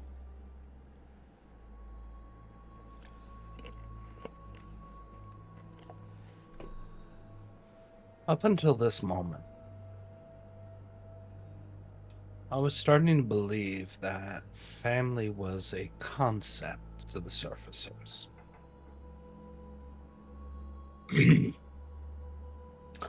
That for each person's wants is utterly divorced from where they are.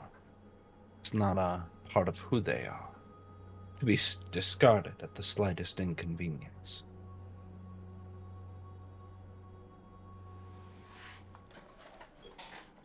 Seeing this now, I like to think that notion is shattered.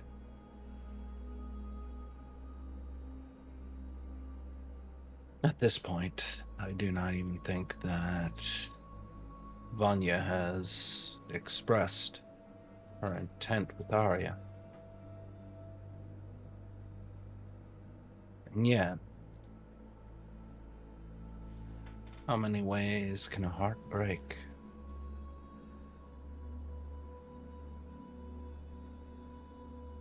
I don't think I even know on how to broach my own reasons for being here. And yet, when I end up observing this, my eyes can't stop but tick to the shrine that they have of their lost child.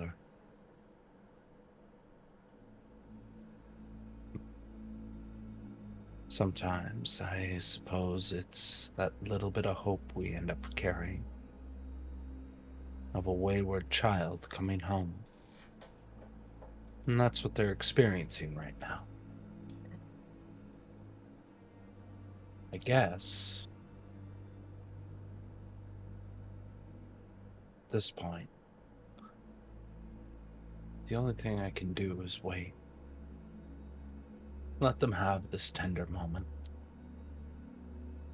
Let them forget about the war outside these walls. Let them forget that a nation has risen with the power of devils and hellfire. Just appreciating the now with no fret for the future. It's a rare bliss, and I don't wish to spoil it.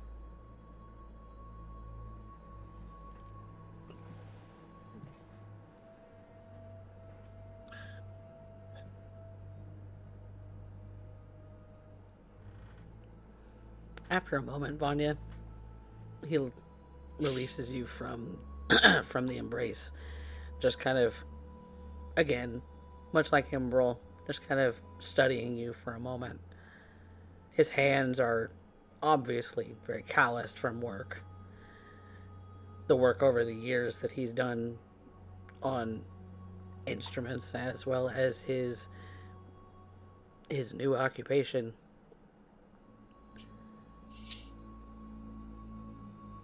It's really you. Yeah.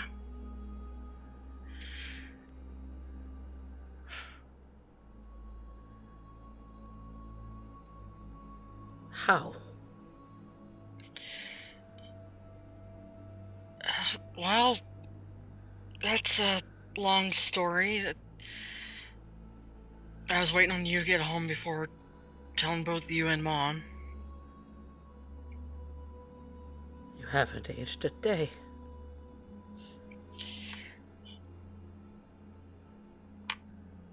Yeah, that kind of happens with what happened, as far as I'm aware. All right. And he goes to sit down in a seat with a cup of tea in his hands, much like your mother. Starts to add some cream and sugar to it, as he likes. And just waits. She is going to tell them the exact same thing she told Embro.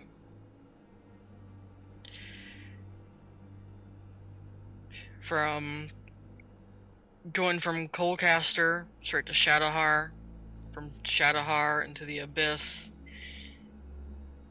and the death and rebirth.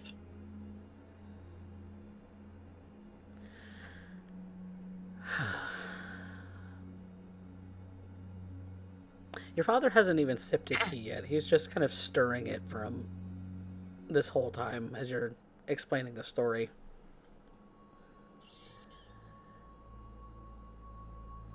That's certainly a tale. And very little embellished. It's... We didn't even know how much time had passed until we were suddenly on the deck of the ship.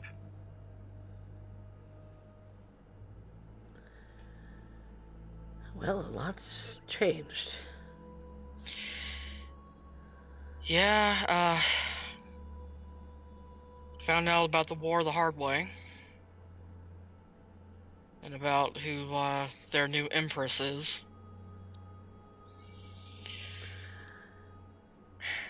Indeed. Yeah. And they've definitely had me busy at the forge, helping in the manufacturing of weapons. Seems nobody wants instruments right now. I imagine not with what's going on. Had to close up the shop and join the factories. Sorry to hear it, but I get it. All the same. Maybe once this whole thing is done and over with.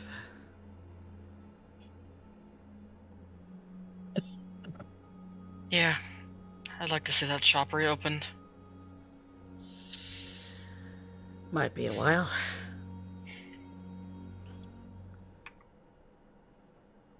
We'll get there. There's also one other major thing that has happened. in this time frame. It's a good thing, I promise you. It's not a repeat of the whole dying and coming back. Arya and I are getting married.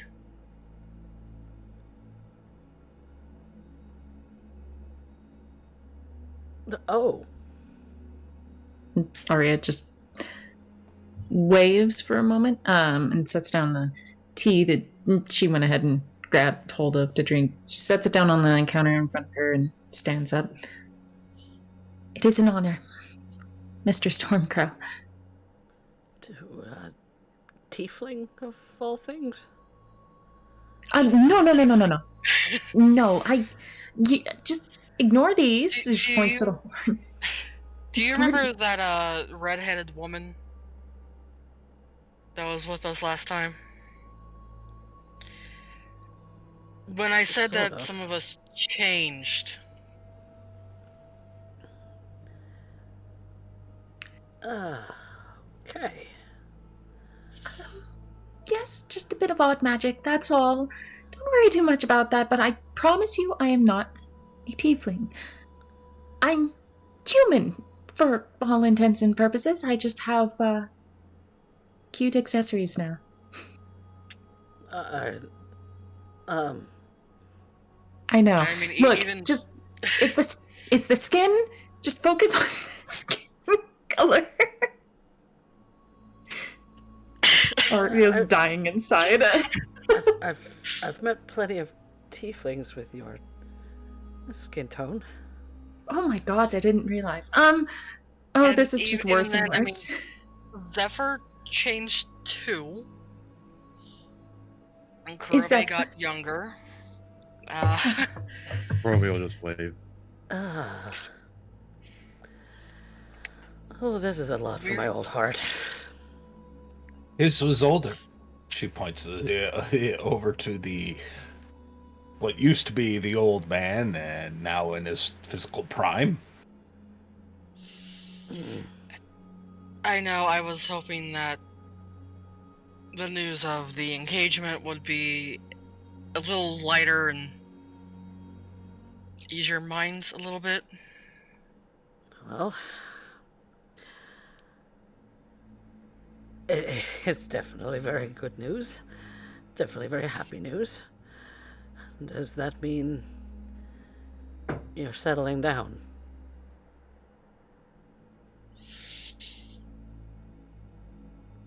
Not yet, That's what I was afraid but it is a plan. It's a plan for the future, I promise you.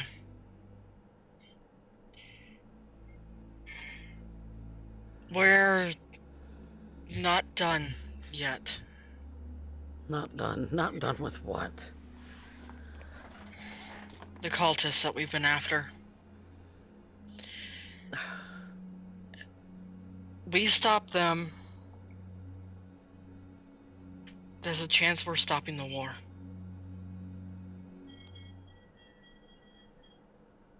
So you're taking it upon yourselves to try and put an end to the war.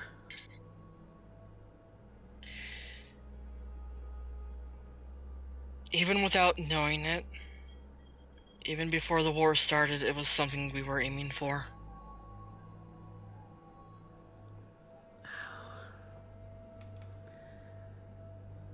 How in the world did you get yourself so mixed up in things, Vanya?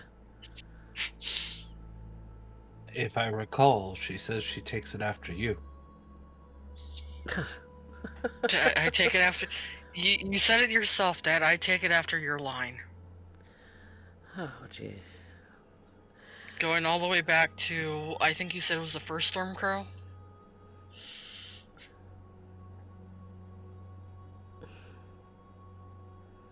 Just carrying on our legacy, apparently. I used to sing you songs about your great-grandfather.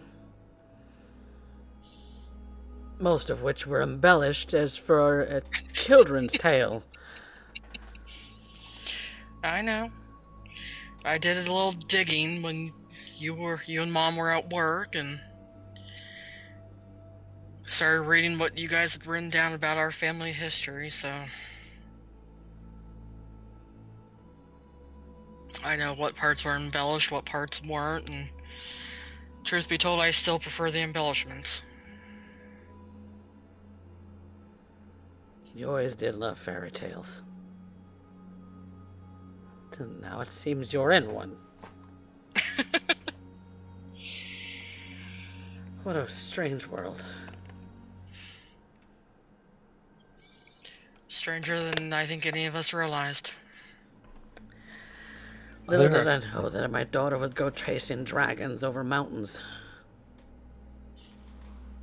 Speaking of, do you remember that dragon I told you I saw? Don't remember if I got to tell you this last time we were here, but I got to meet that dragon.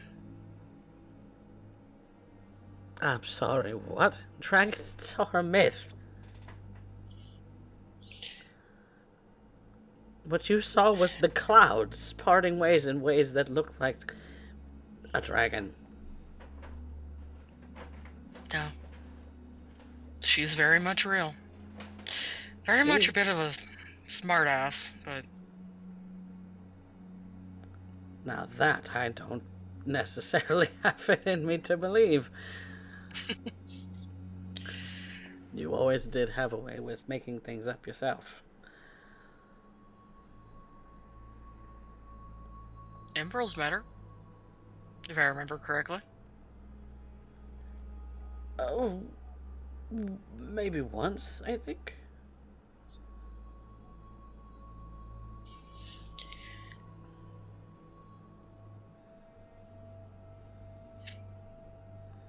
So yeah, the world is very much a strange place. I'm getting too old for this.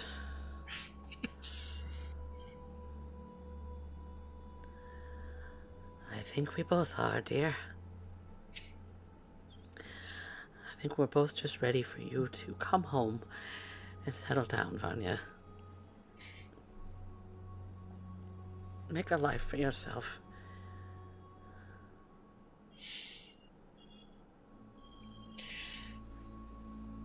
And that is in the future. It will happen. I will try my damn hardest to make sure that happens.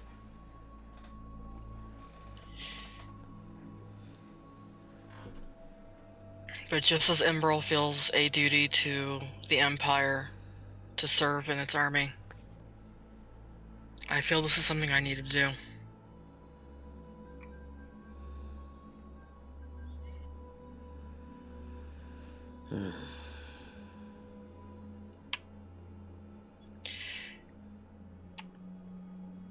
And I wasn't going to let you two keep wondering what might have ever happened.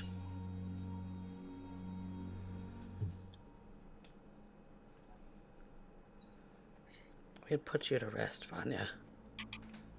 I know. He told me.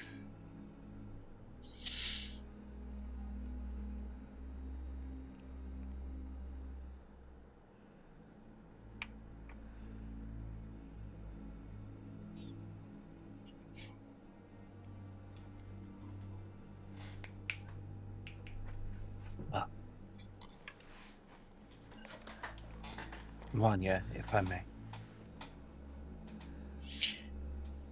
Sure.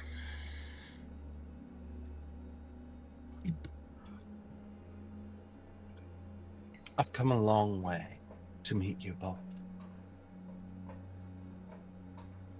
My name is Alir of House Maria. She loves her head. Pleasure to meet you.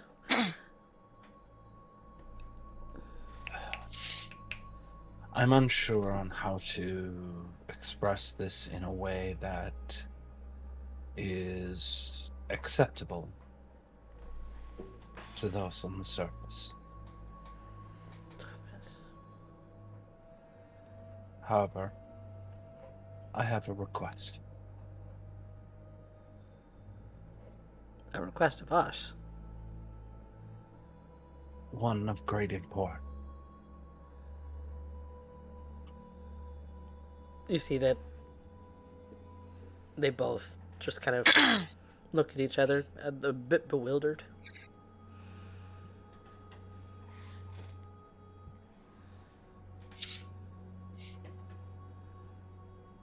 Well, come out with it, girl. It looks at this small home, kind of not being what she imagined the great house of Stormcrow would end up being. Instead, a small hovel with 2 aging elves.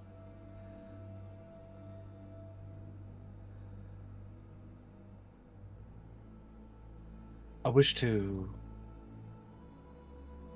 ask to conjoin our houses.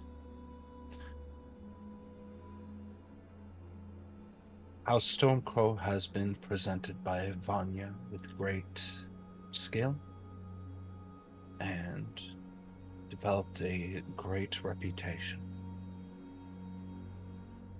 The House of Stormcrow has been honored by her deeds. And I have come to expect much of it and its members. I have House Marianne. I've also ended up trying to express my capabilities in representing. As such, given a very unique situation, and given the time that we have spent together, it has come to my attention that she goes back and she looks to the shrine to the lost children. A house has to end up enduring. As such, it is the responsibility of the matriarch to end up decreeing if such joinings are in good standing. They both look at each other a bit confused. And so I wish to end up discussing terms to end up bringing the union together in marriage through Embo. Oh. I didn't realize that Emerald was seeing someone. I'm not. He just kind of fumbles over his words for a moment. Seeing. I wasn't aware I was invisible. Oh, it's. Oh. It's a little bit of culture shock. She's new to our culture, and I've as never much as we seen are an to elf hers. like you before.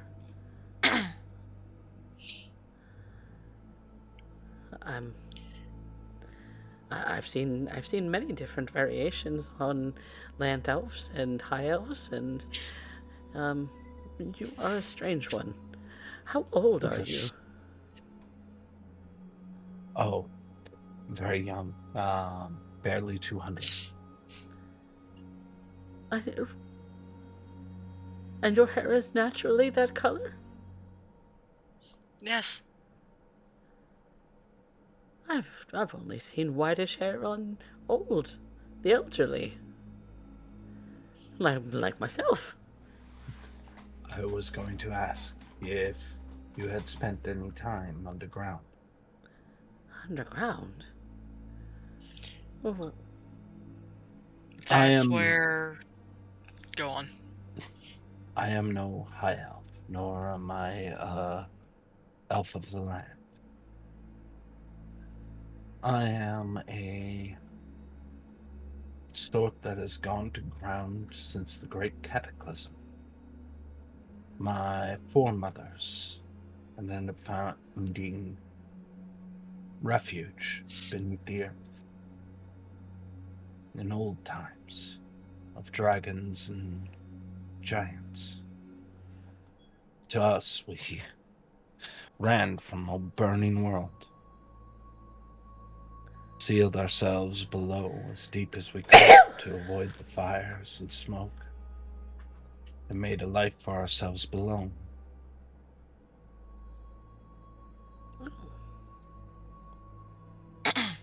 We call ourselves the Drow. Drow.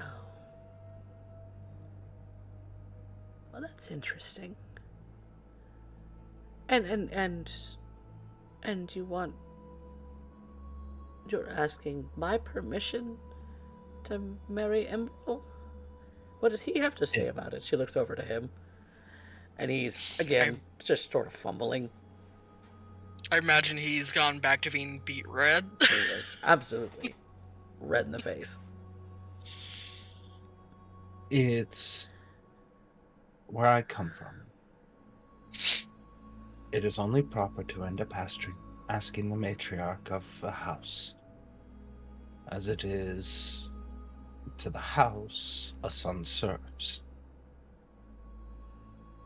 And it would be considered quite scandalous if I were to do it in any other regard. Oh well, if he likes you, my dear, then you would have my blessing. Embrel? She looks over at Embrel again, and he's just kind of grinning underneath all of that beet red in his face. We'll see how things go. Well, if it is a matter of a proper donation to the house in order to end up it being done, I can end up certainly doing so in gold. No. You don't It is need only to.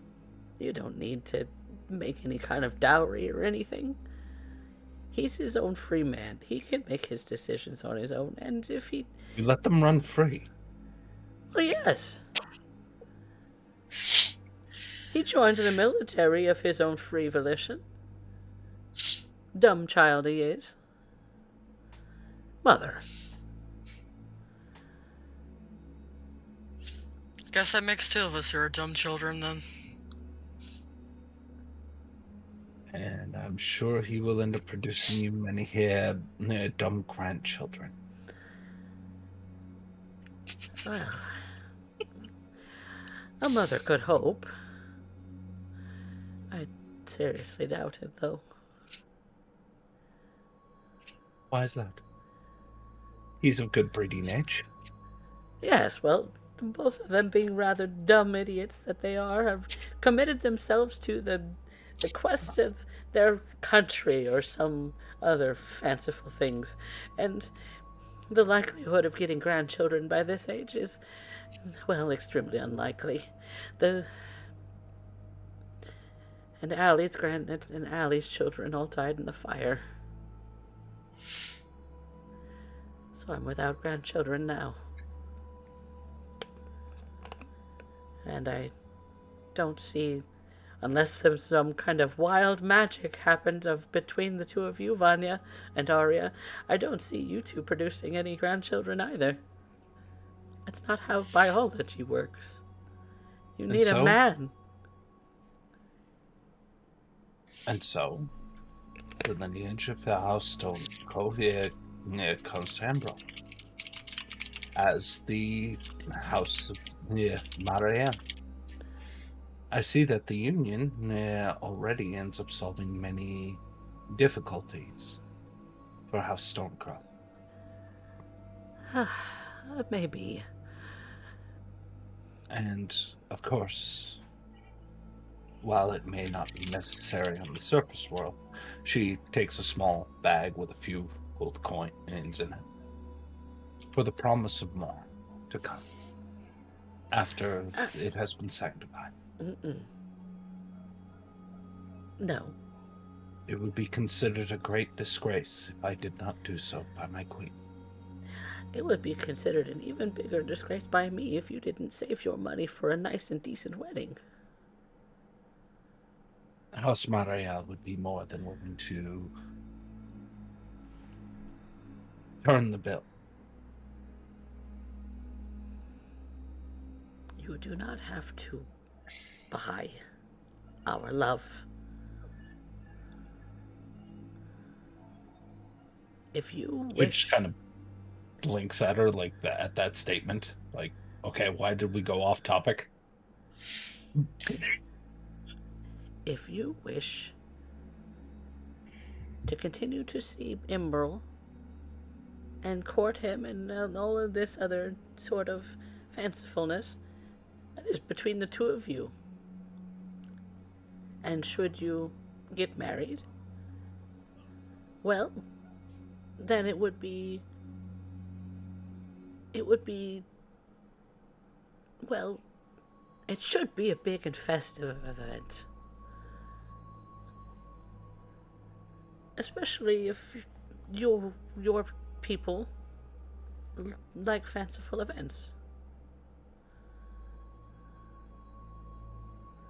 Make a big show of it. It used to be we used to express the power of one's house through festivals in near moments of such. It sounds like a fanciful custom. Far better than our more traditional method of doing, involving a lot of paperwork. Signing deeds and good graces and what have you, instead of festive event to show the power of the House of Stormcrow. Yes, I think that is perfect. This is why I expect you to save your money. You save your gold, and you make yourself a fanciful wedding because you deserve it, young lady.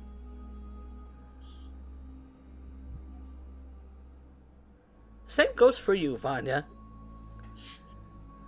I'm not the one trying to give you money. Well, I fully plan on making mine and Ari as fancy as possible. Why are you not end up issuing coin to the matron of the House of Stormcrow, though? That's a bigger curiosity. That is not a cultural thing on our part. we just That want is to party. not how we do things. The Griorn Party. Empire is very much about festivity and making merriment when, big life events like this happen. Sure, you go about creating your unions in the paperwork style too, but it's not nearly as complex as you make it out to be. You simply are, well, You are a beautifully strange people. you just go before the judge. The judge signs off on it, and then you make a big party.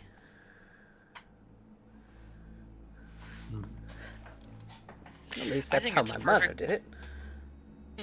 I think it'd be a wonderfully perfect cultural blend if they were to get married. You are. Well, now Oh. that I have your blessing, and that the technicalities are put aside, I shall leave you to end up enjoying the rest of the time with your misbegotten daughter, while I end up dragging your misbegotten son out, as he has promised me to end up showcasing something called a show and trying to express the appropriate courtship on the surface. Well, good on him.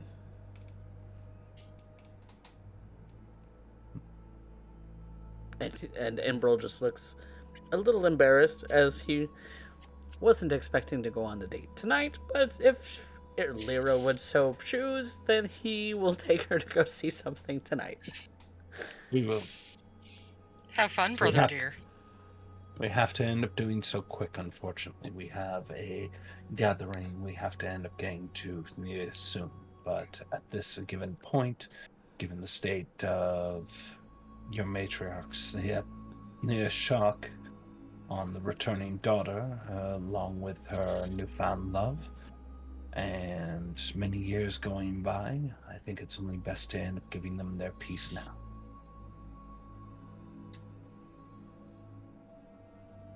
She proceeds to grab him by the wrist and just starts dragging him out.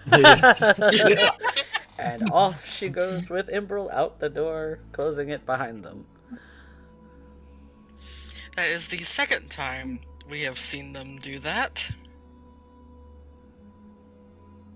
They had a small date before, we ended up in Shadowhar. Huh. Well.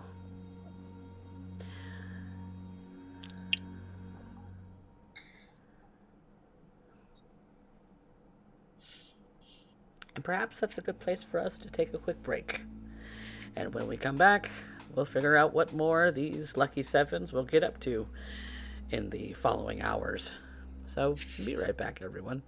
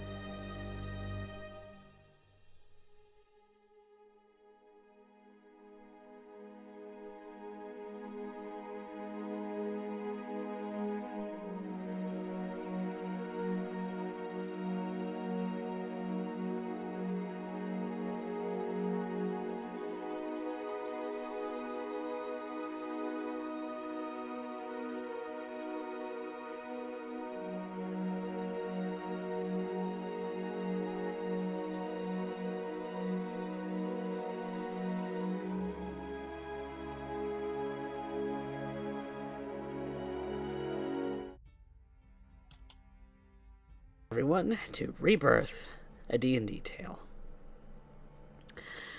Where we had left off, the party had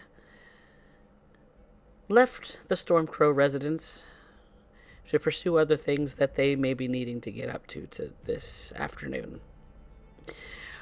One such thing being the meeting with General Roderick, the Dragonborn general of the Grioran Empire's military.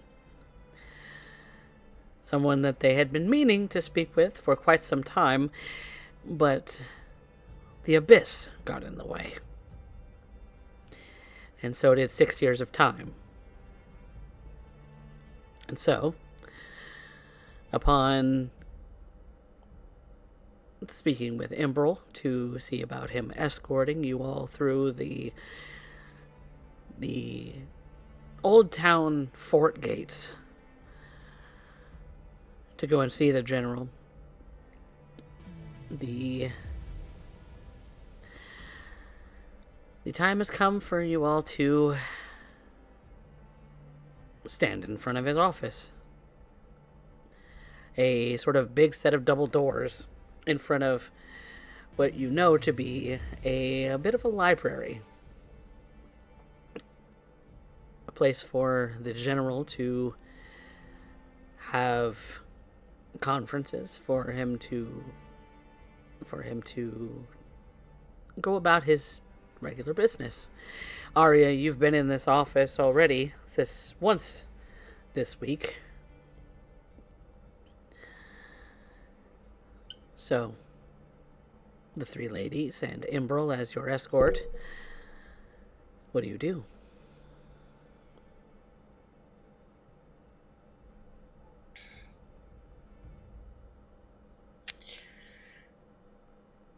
Vanya's gonna knock on the door. Well, we have an appointment at least, and I believe we're on time. It's still morning, correct? Afternoon. Almost on time. Fashionably late. You hear an almost sort of roaring voice come from beyond the doors. Enter.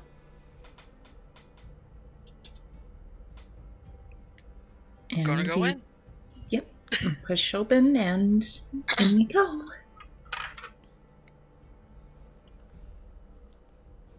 Upon entry, I'm going to give a respectful bow. General Roderick.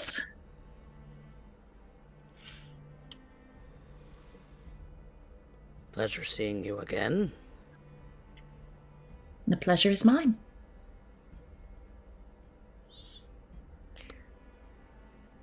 Good to see you again, General. With a bit of a motion of his hand, the general commands for Imbrel to shut the doors behind you all, leaving your brother on the other side, Vanya, as the three of you now stand before a blue dragonborn with a bit of scarring on his face. He's definitely seen a number of things, from what you can tell.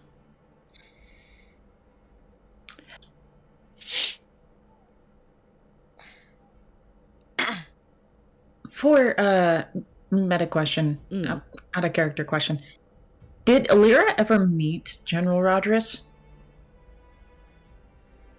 Don't believe I have. I don't believe so. Yeah, I think that was before you all went to Ionia and then came back. Yeah, okay. Well, you know what? I know Vanya has. Mm, So, yeah. in character. Mm. General Roderick, I would like to introduce you to Alira of House Marahel. A pleasure to meet your acquaintance, General. It has been indeed a long time since I've seen a dark elf. But you have seen one.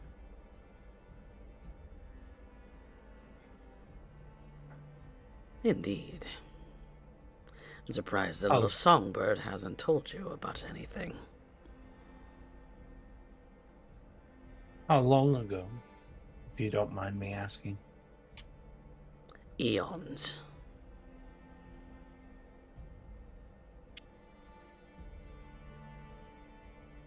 You see a bit of a lightning crackle around his eyes. Turn into those sort of dragon-like eyes that you see Kurobe now wearing.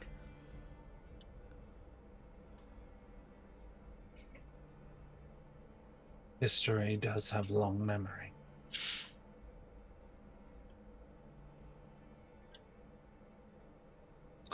For what it's worth,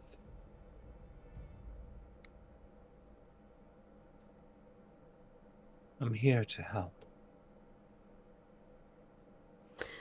As you all have stated before.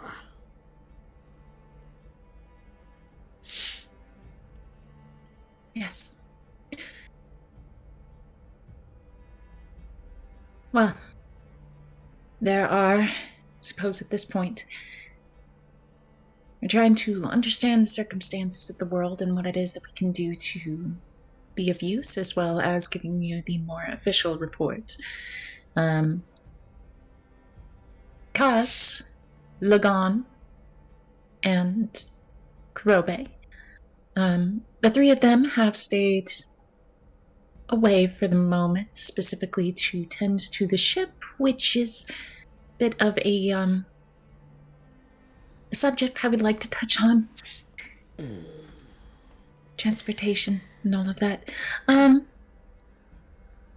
for now, it's just us three to provide you with information and everything that we understand and could detail about our experiences with that cult, and as well as in Ukt. Yes, the situation in Ukt has definitely progressed since you have had conveniently disappeared for 6 years. As you never came back to deliver your report and to hear it from others members of my army, and well, none of them had seen hide nor hair of you in that entire time. So I am well caught up on the goings-on of Ukt, no thanks to you. Our apologies. That was not our intent. No, it never is. And I'm sure that the aberrations that have continued to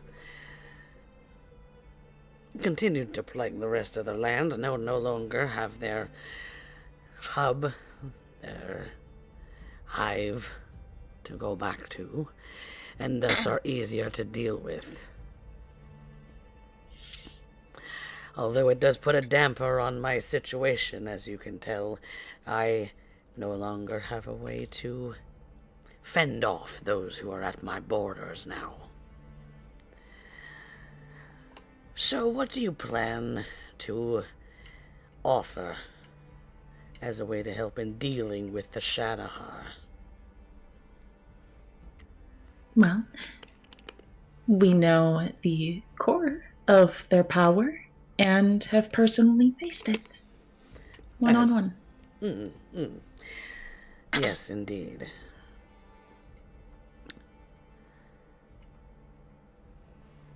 Tell me, General Rodrus, do you believe in gods, goddesses, the pantheons?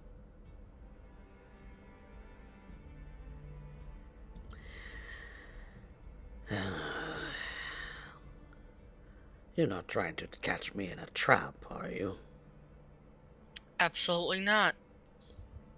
Good, because I would electrify each and every one of you for trying.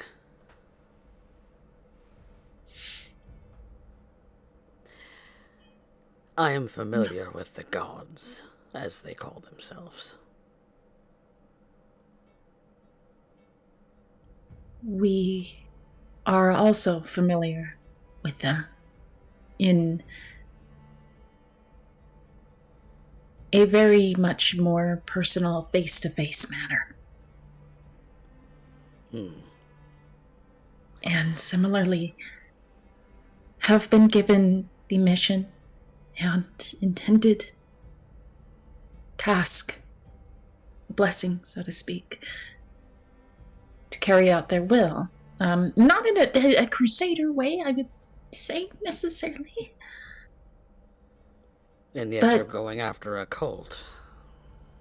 yeah, we were going after the cult beforehand anyways, but that was for other reasons. And now it's, now we have to, because that's the conditions from which we are not dead.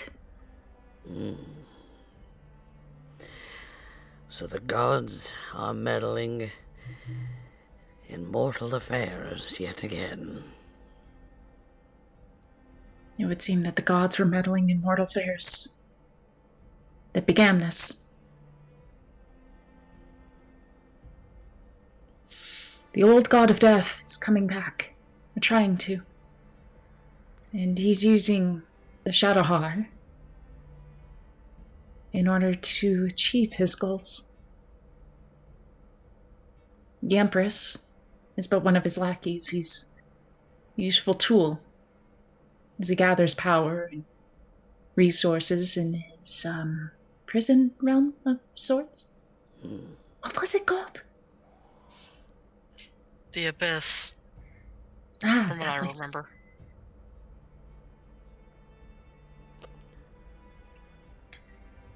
Terrible place. Old Death. Last I had heard of him was eons ago, when he was defeated and diminished by a giant named Ouijas. That was many millennia ago, however. You mean to tell me that he's back? Trying to come back, at the very least.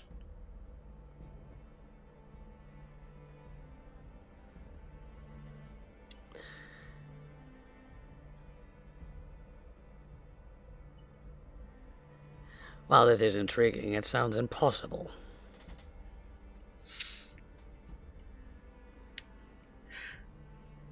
Or highly Impossible improbable. things seem to happen. Impossible things seem to happen all the time.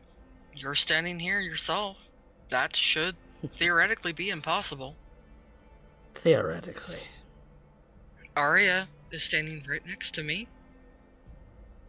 That should be impossible by itself. We also have Alira. Another impossible being.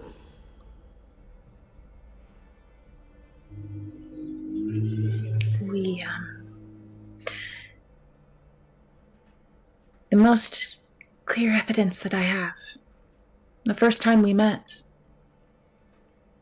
I was only but the songbird, as you put it. But now, you said it yourself. I smell of your kin. That is not something so simply done. Indeed Especially not. that.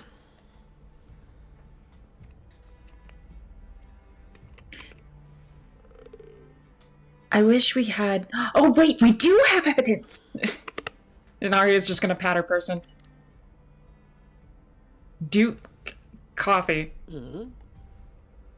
Do we still have some of the items from before our deaths?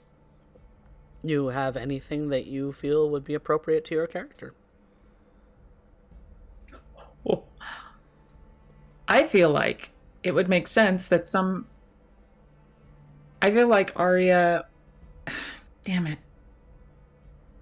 If she could have held on to the medallion of the cult, she would have.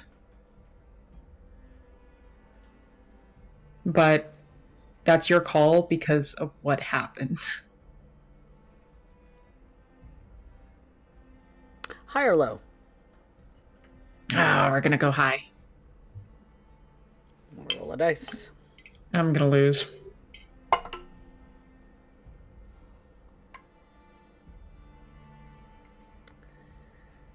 Yeah, nope. It's not I've on lost. your person.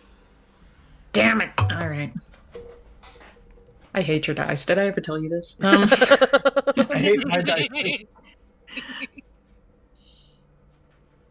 God, but look, Derek, your dice are clearly they're only adversarial to you.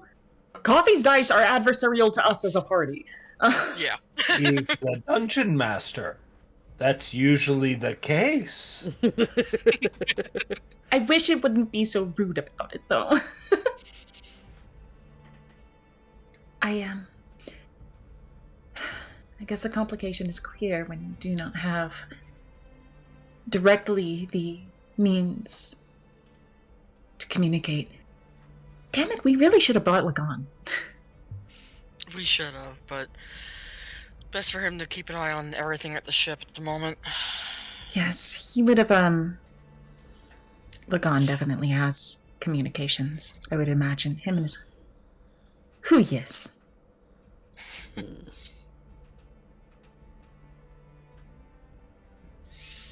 But what we can offer, General Rodris, is we do have an intimate knowledge of the enemy.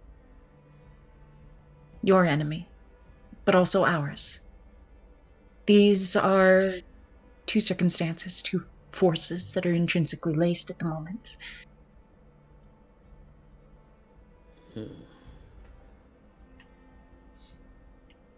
Your queen, that you are trying to destroy, the Empress, her power comes directly from the old god of death. That she herself lacked her own personal power beyond that at the time. She was quite weak. And in 6 years has mustered up an army. But I think that power is conditional.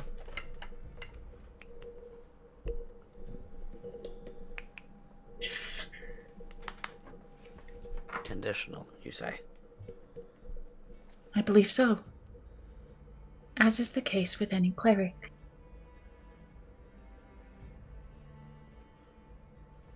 Your one's connection to the divine, even if that divinity is cruel, gruesome, maybe even unholy by nature, I have reason to suspect that if one were to break their contract with said divinity, then they lose that power. That's very typical of contracts. And the Empress, from my interactions with her, is very contractual herself.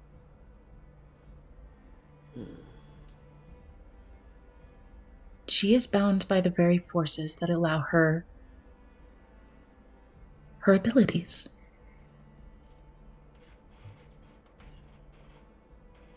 I don't believe she would have all the control over that army and any of the power that she does have if we were to break that connection with her divinity.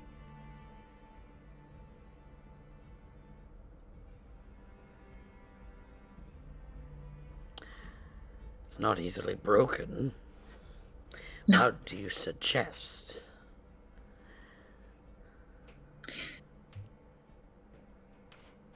Well, As you I seem only to got have for foremost knowledge as to maybe the terms of our contract. Or do you not? that part I don't. Something power for something. Oh wait, souls? Souls. Souls for power. The initial idea that I had was, if we can, I guess, so to speak, sever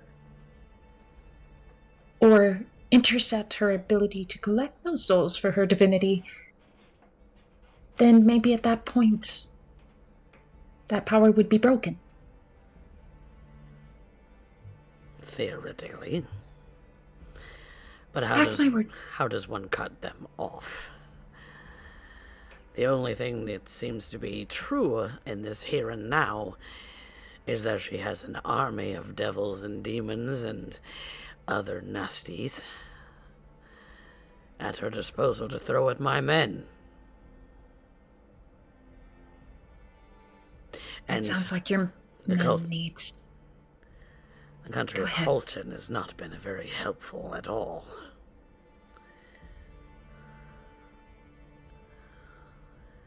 Aslandia is on the tip of an iceberg as well, with their own conflict on their borders.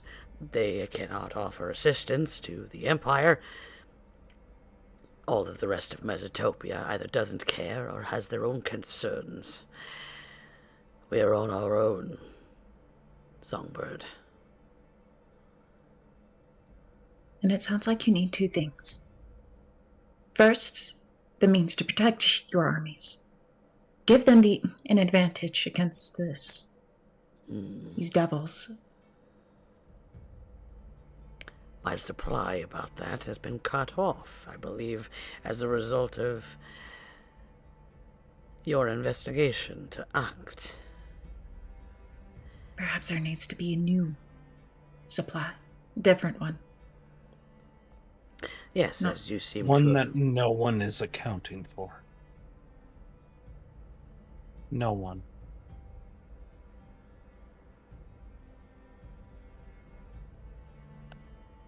You need armaments. You also require the ability to move past your ever-shrunken border. Is this correct? Yes. What if we were to get you the means of such in less than a fortnight?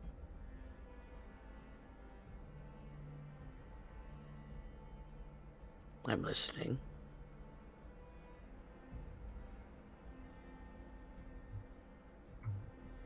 Because if you see, if I were to expose my own position, I would be under threat. My own people would turn against me.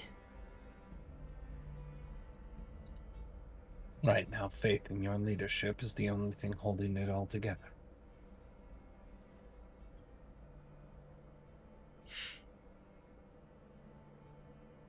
But what if there pulls out a weapon we haven't seen in quite some time?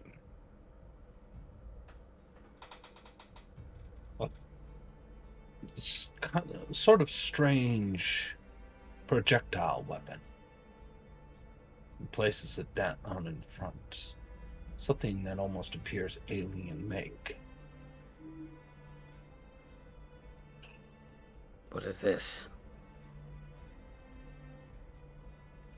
One of the many weapons of my people. You said it's been eons. Do you remember what we do? Thieves.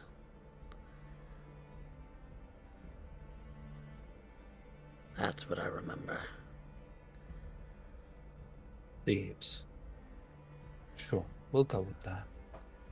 Sneak up from your holes and capture and steal and clamber with anything that you could find back into your anthills. Harriet just winces. And what you need right now is an ant colony. You need the ability to appear out of nowhere, to take your enemies unaware, to massacre in silence. And when the day star appears again in the sky, there's nothing but blood, ashes, and nothing else. Shock and awe. You need expertise in such things. And you are trying to end up going around something that is used to flying,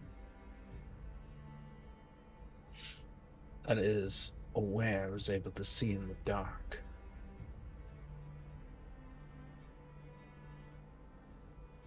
But none are quite as adept as my people.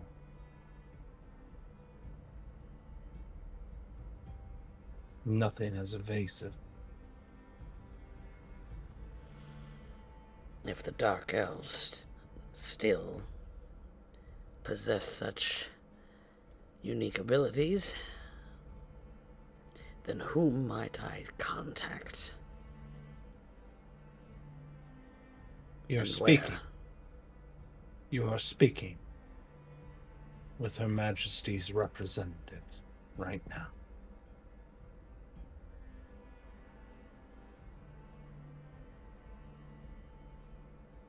Sworn service to the Queen of the Drow. Worshipper of Loth. A member of the House of Mariel, who still remembers the old ways. Who the old ways still live on within.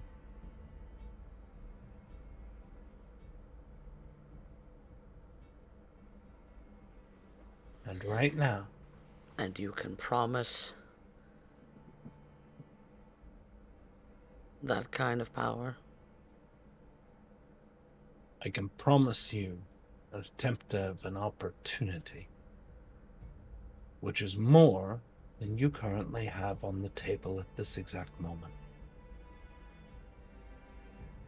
You need allies who can be where they're needed, who can move in a way that the enemy cannot follow. You need a change.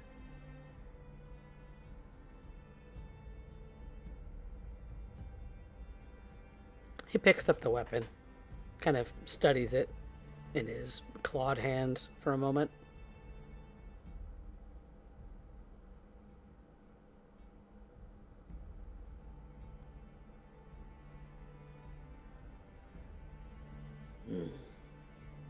Sleek design. Magical. The magic is imbued in the forging processes. We are adaptable. We remember things the surface forgot long ago. In fact, that you remember my kind at all is a miracle by my experience. When everybody else looks at me, they see a wonder. Red eyes, silver hair, skin of coal. But when you look at me, I see a face that looks back, that I imagined would remember the tales I was told as a child.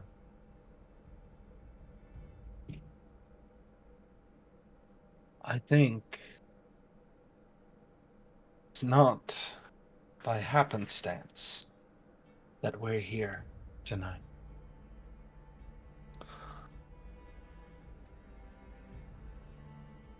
Your nightmare is what you're going to turn to.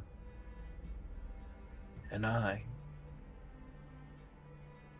now understand the wisdom of my queen and having her bring me here into the rays of an accursed light.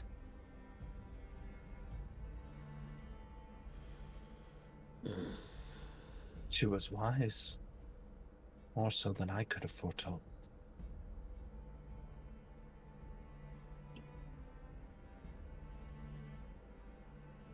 An audience, then.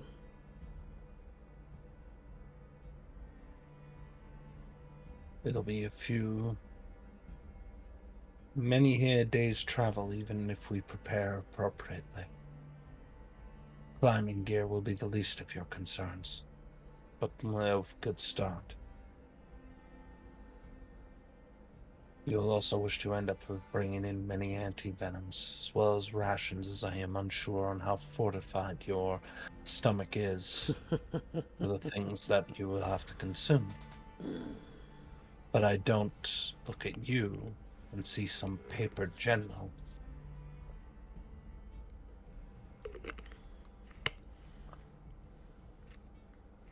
Let me show you. Give you the edge in this war that you need.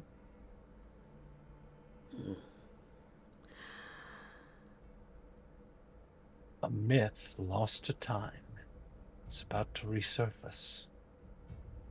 If you play your cards well, dear General. I think many of such things. Many of such things will befall upon this surface once more.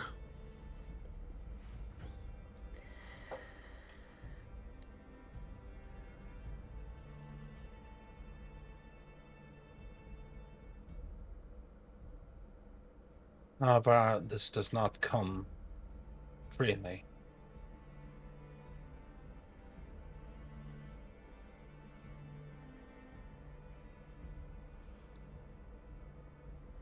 Given that you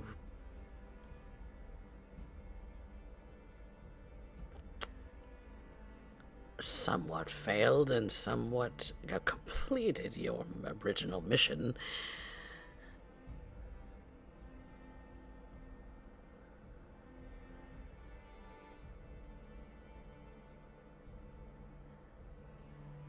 what are you asking for in return?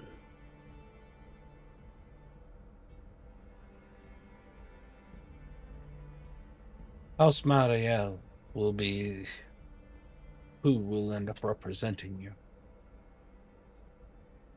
being the bridge to the realm of the surface, as well as a large plot of land to be offered to House Stormcrow. Stormcrow. A small house within who resides and has fallen upon hard times. If the war is won, it shall be remembered that the House of the Stormcrow was the one who enacted the contract, as well as the payment rendered for the grand celebration. One that all the people who live upon that land will end up joining, as they end up appreciating the spectacle of a house that shall look over them appropriately. I think this is a pittance compared to what you have to potentially gain. If your memory still holds true.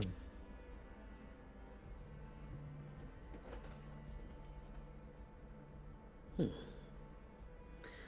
plot of land for an elf family. An elf family that has done many things for in the service of their country.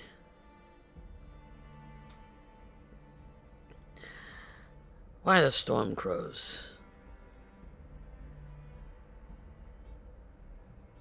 Who are they to you?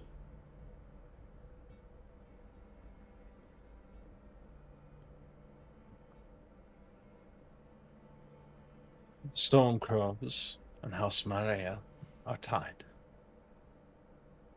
I would see it further here deepened. More importantly, they are a house of craftsmen, culture. The matriarch was formidable in her day, and her successor has proven to be more so than even her grandmother. I need to know that a leader who is able to end up maintaining such a house still exists. One who understands the real value of what you and I are discussing.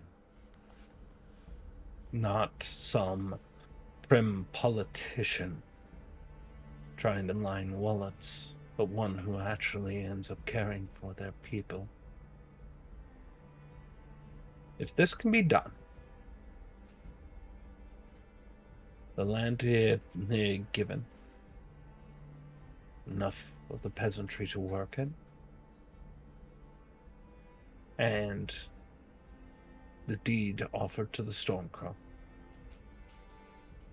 along with the provisions of a grand celebration once it's all said and done. I will give you the opportunity to thread the needle and win your war.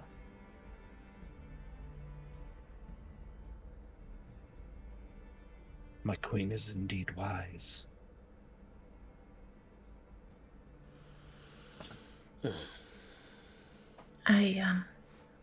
General Rodriguez, I second this.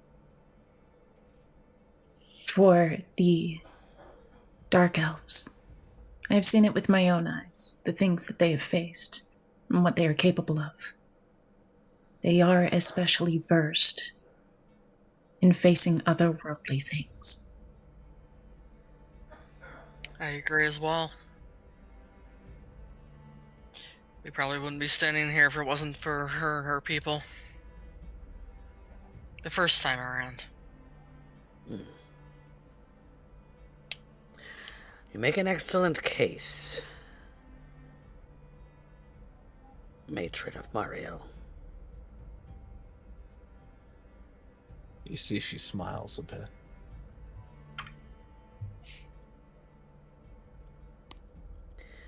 Speak to your superiors. I will have a word directly with your queen.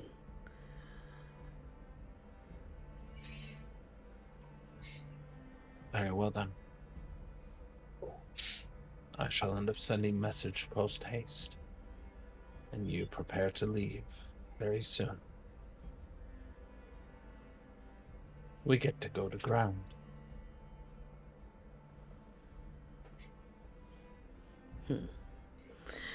Indeed. General Rodriguez, there is one more thing. Yes. To make this venture more expedient, I request one thing of you. May we have the acquisition of a naval airship?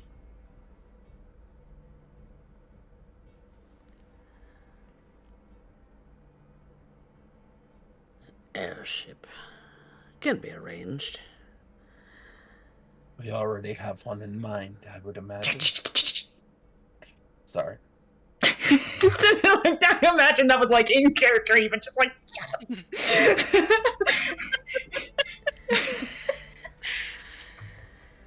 A naval vessel will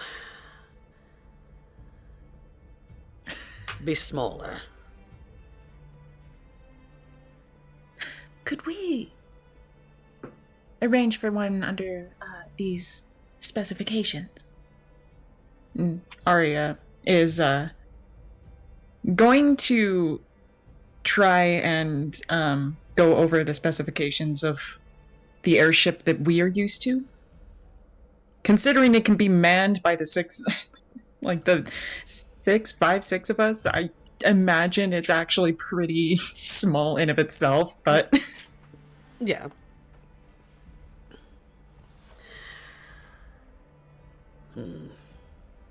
construction will take time. How much?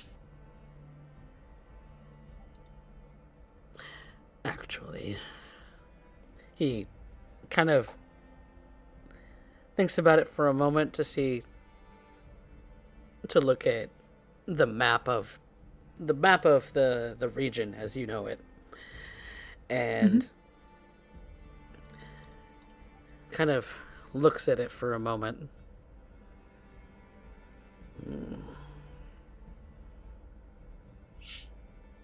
Constructing something new would be ideal, but to get you where you're going quickly,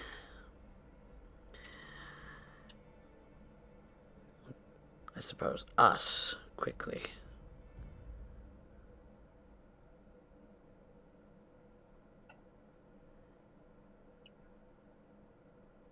No, a vessel won't do.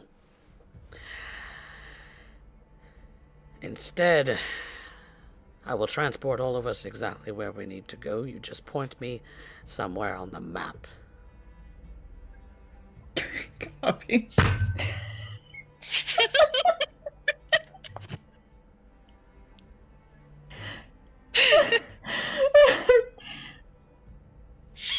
To try and explain what I'm trying to do, I'm trying to get a replacement for the captain so that we can get Lagon's fucking ship back to him.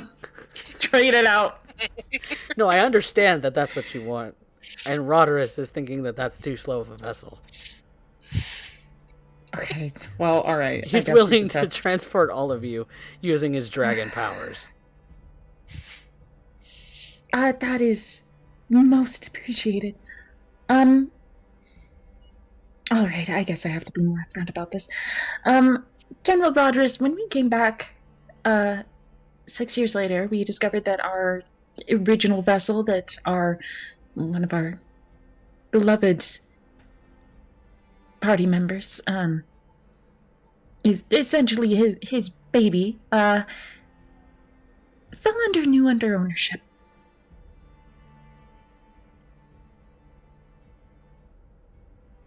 And as much as we have been trying to negotiate terms, said captain is not willing to relinquish the vessel. So what I am trying to accomplish is maybe a trade.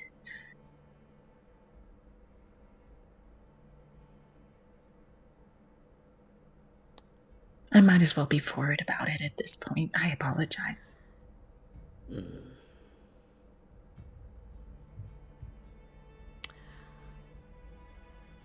So what are you actually asking me to do? To purchase this vessel from this captain, civilian captain, if I am understanding you? Or are you requisitioning a naval vessel? I am asking for the assistance in the acquisition of this civilian vessel. But not leaving the civilian themselves without a vessel.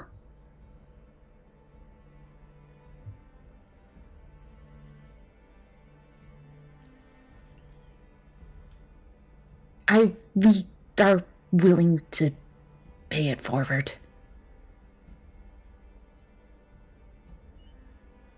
Figure out the specifics of the payment.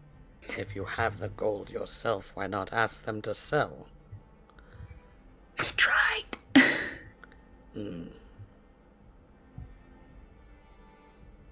Even offered a completely different circumstance. Platinum is in the works. They would not take platinum itself. The people around here are very, very stubborn. I gotta say, you've done good work on that. I do not make any attempt to sway one's mind or anything of the sort. You make them true to their values and loyal to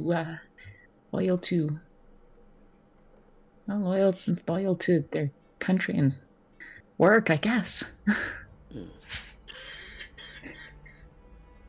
Arya's just fumbling through this entire interaction, and I wish you would just make me roll for it.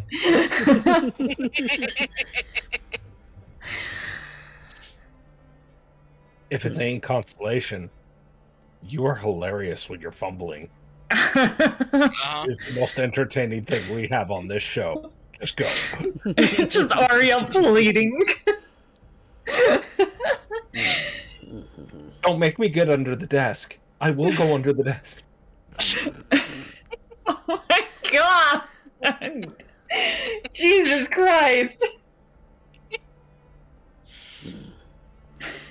He kind of walks over to you, Arya, and sees that you're fumbling a bit. I can see why he liked you. Oh no.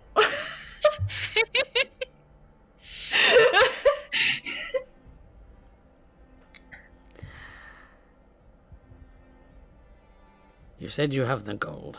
You simply need a conscription order from the military to suffice and be sufficient in acquiring this vessel. And an adequate replacement so this individual is not out of business, yes. Well, if they have the gold, they can buy their own new ship. That's none of my concern.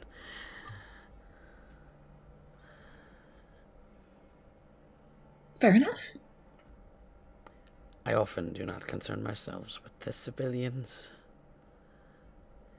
Best to leave them to themselves. And yet you concern yourself with us.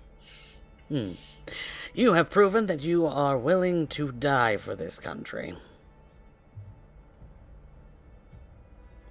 Twice over, if that's what it takes.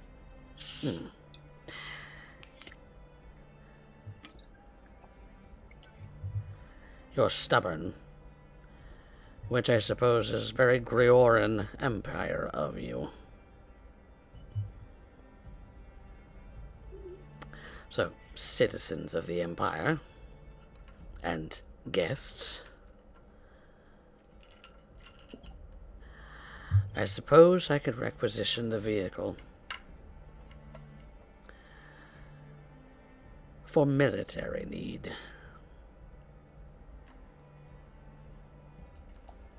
That would be most phenomenal. And he goes to his desk and starts writing out what looks like a writ of conscription of this vessel.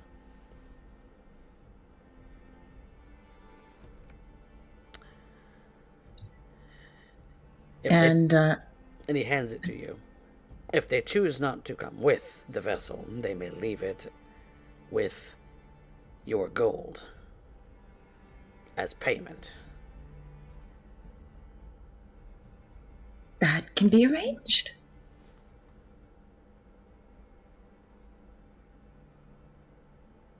It is most appreciated, Sir Rodris.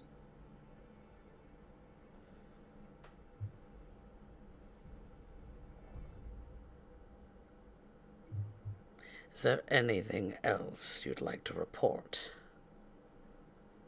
No. No, sir. We will get straight to business.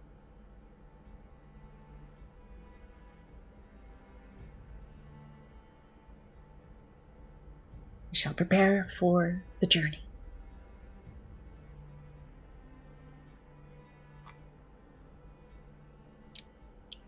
And, You're dismissed. yeah, Arya goes and, if, so to understand the agreement, we're gonna return here so Rodris can just us in the position that we need to be. Like, teleport us to where we need to go. Or go by Once we're airship, done. because you have a writ of conscription of the airship to the military's uses in the Grioran Empire now. Yes, but that was 100% to get Lagon's baby back, so... Arya desperately trying to hold out for her man. her buddy. She's like, this man has died for me. I gotta do something for him. Okay. In honor of Rune and Lacan's friendship. You exit Rogers' office, close the doors behind you. You see Embrol is there waiting with the with the guards who were standing outside anyway, and begins to escort you off of the fort premises. What do you do next? I'm gonna elbow Imbrel. and like tweak my head over it and Alira. Go on a date. We're leaving because we have this big war thing coming up. Just ask her out on a date.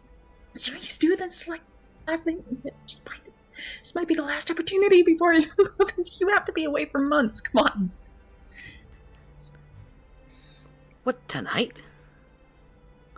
I have to be back by sundown. Well, great. You can both be back by sundown. Together. To the same place. He looks over at Alira. About that show.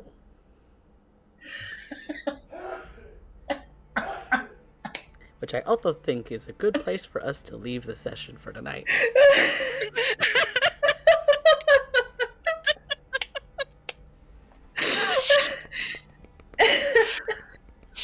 Oh, you're muted, Derek. Yeah, you're muted, Derek. I think you two are having more fun than being CoffeeCat.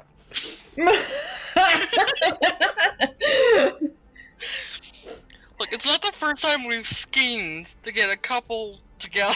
I mean, let's hear. Oh God, there was Inman Kinwin and his too. Wife, yeah, Kurobe and Emmer. This is Probably won't be the last. Skippers ruin lives. How many times do I have to tell you people? This is literally just a thing we do. It's a thing that Vanya and I'm Arya glad do. you two have a lot of fun with this. Oh, yes, absolutely. Well, look, Arya and Vanya are already together. That's already like set in stone at this point. Why not just continue to spread the love at this point? I don't think it's so much love in this case, so much as contractual obligation. Yeah, his marriage is now officially ratified by the fucking state. Like he has no choice. The general is the fucking witness. Okay. Yeah. I think I was half tempted. It wasn't called for at this point, but there might be a chance Vanya's gonna have a word with him about maybe walking Arya down. And that would be specter breaking. I'll simply say this. After considering the whole situation, I want you all to be amused on the fact that here's a small bag of coins as a dowry. Oh, by the way, here's a small lordship. Right? That's my down payment for your son. Wait, what? Yeah, welcome to how the crowd. And you negotiated with a dragon, of all things. For a second time. Didn't know he was a dragon. At no point did anybody clarify that to Alira. Yeah, no, Arya hasn't said anything on purpose. Yeah. Alira had no idea she was dealing with a dragon. It'll be revealed eventually. Oh, I know. If you ever have to fight him, yeah. But I think that was just freaking hilarious. His Also, dragonborn Coffee form is... allows you to have an opportunity to end up doing a callback. You can make it as smooth as you want. You can make it an adventure if you want. We can play it out however you want. However, I thought that was a very clever way. I thought that was an incredibly clever bit using a callback bit of information to bring to the forefront. I like it. Yeah. I like it a lot. I'm hoping you like that. Yep. There might be an alliance of the Griorn Empire and the Drow of Ionia here soon. Yeah. Yeah. I am just kind of probably going imagine- to make some DM rolls about it just to see how these two characters get along, but we'll see. It's a moment of desperation and a curiosity.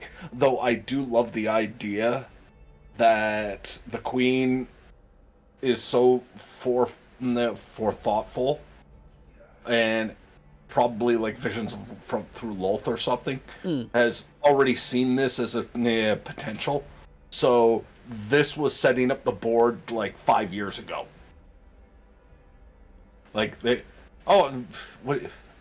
it's about time you got here. What do you mean about time? You and me have never met. Oh, I knew you'd be here. Like,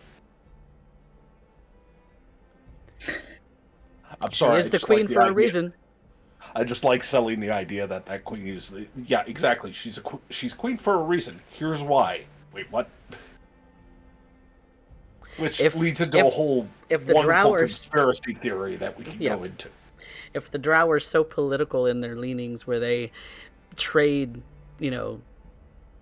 power of houses in the ways that they do, the queenship is not necessarily regarding an heir per se, unless that heir can prove that they are of a cunning worthy of queenship.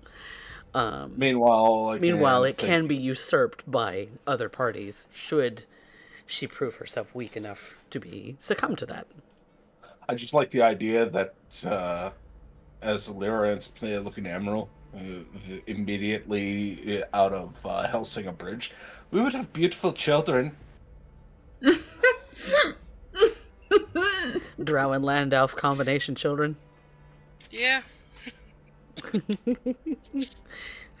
Where land elves are already kind of tan to begin with. Yeah, it's just like white hair, red eyes, tan skin. They have black skin, hair, gold eyes with red hair. Like, what's going on here? Yep. Because they're half high elf and half land elf themselves. So, but yes. Hope you have all been enjoying the story. We've had fairly stable connection since the last drop a couple hours ago, so the entirety of the VOD has been recorded locally, so I will be uploading that to YouTube so that you all can go back and watch. And uninterrupted. Yes, uninterrupted.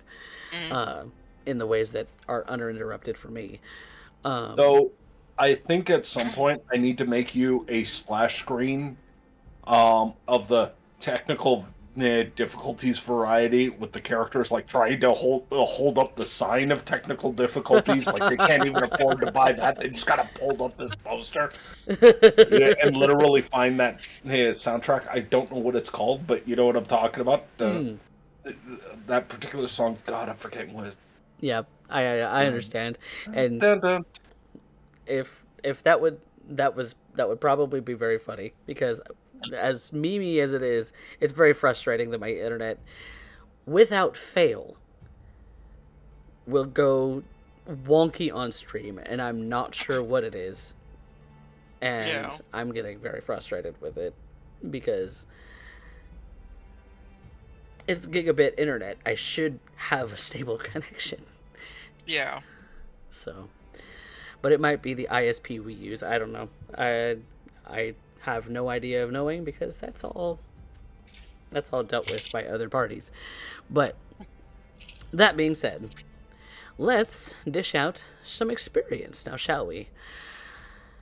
You all have made some excellent progress today. Let's talk about your experience for today. So each of you gets 5 experience, of course, for showing up. That includes CJ, because he was here for a little while.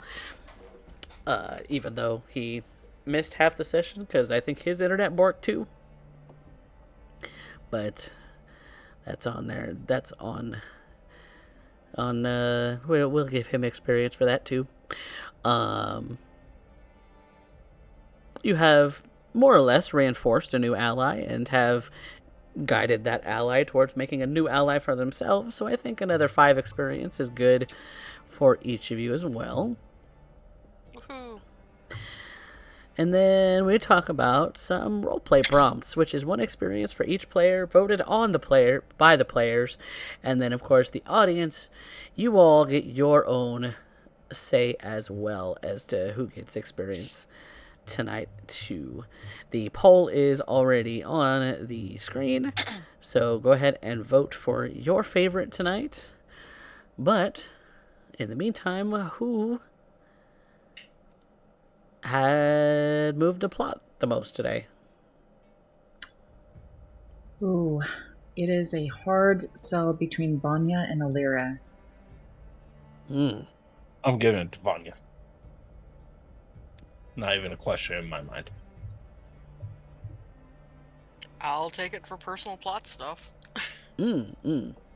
Personal plot. There was a lot of personal plot going on that aired today. Oh yeah. Trauma. Traumatizing your parents. And her brother. Indeed. All right. Well, Vanya, you get that one, I guess. So who had the best scene from today? I'm gonna give it to Alira. Derek, fucking props on catching up on the queue there with Arya's back and forth with the general, and then being like, "You need a different weapon," and Alira is, "I am a different weapon." And you brought it home. You sold the scene. That was fucking cool to me. I'm grateful for the layup. I wasn't sure if that was what you were actually referring to. Was like you need a different weapon. I'm like, oh, am I picking up what's being put down, or did I miss an earlier comment that just flew over my head? You did fucking awesome. It was an unintentional layup, and you just picked up on it so quick. And when you started, I was like, oh my god! And I just let you take it. I was so excited for you. I was like, Derek is doing the Derek thing. Yes. Yeah, I'll give it to Lara. Okay. All right. So were you actually thinking of that as a potential solution the entire time, or did you go, I know he's got something, I'm not sure what he's got, but he's got something? Yeah. I mean, I was inevitably going to pass it over to Alira because Alira is kind of like the battle strategist of all of us. Mm-hmm. Well, more of a slaver raider, but yeah, she's got that going. Which, ironically, those same tactics work incredibly well when dealing with illithids. Who knew? Who knew? It might work incredibly well when dealing with demons. Who knew? And Arya gets the audience XP. Ooh. For being a little shit. Of course. Would we have it any other way? Exactly. Thank you. All right. Well, I guess that's decided. That was Alira that had the. Yep. The best scene. Okay. Best line. I'm going to end up giving a split vote between these two, and the specific reason for it is due to laughter. The fact that these two could not hold their shit together as Alira is currently trying to end up doing a proposition, and in her mind it's completely political. This is an arranged marriage. This is about the house and all this kind of stuff.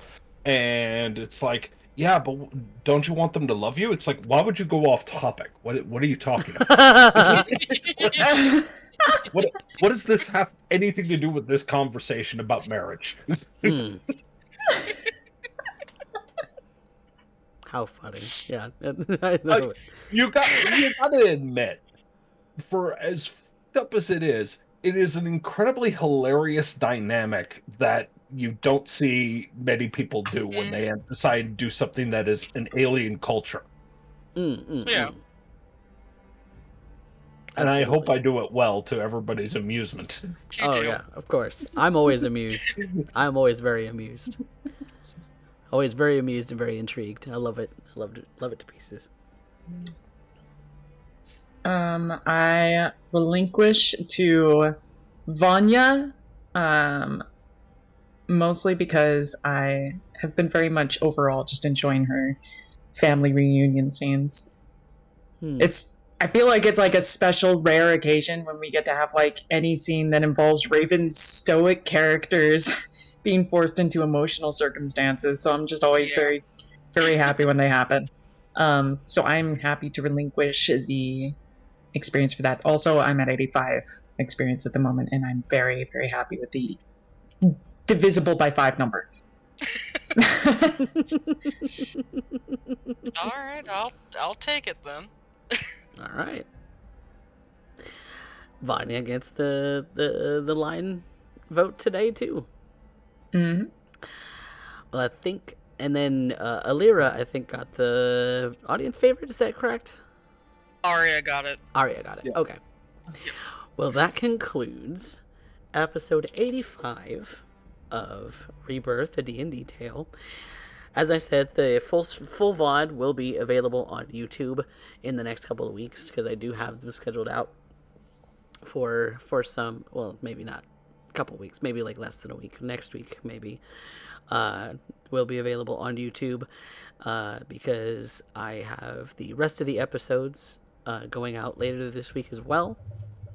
And so be sure to subscribe on YouTube if you haven't already, and if you are on YouTube and you haven't followed on Twitch, you absolutely ought to, because we stream here live every Saturday for Rebirth, and now every Wednesday for Cyberpunk.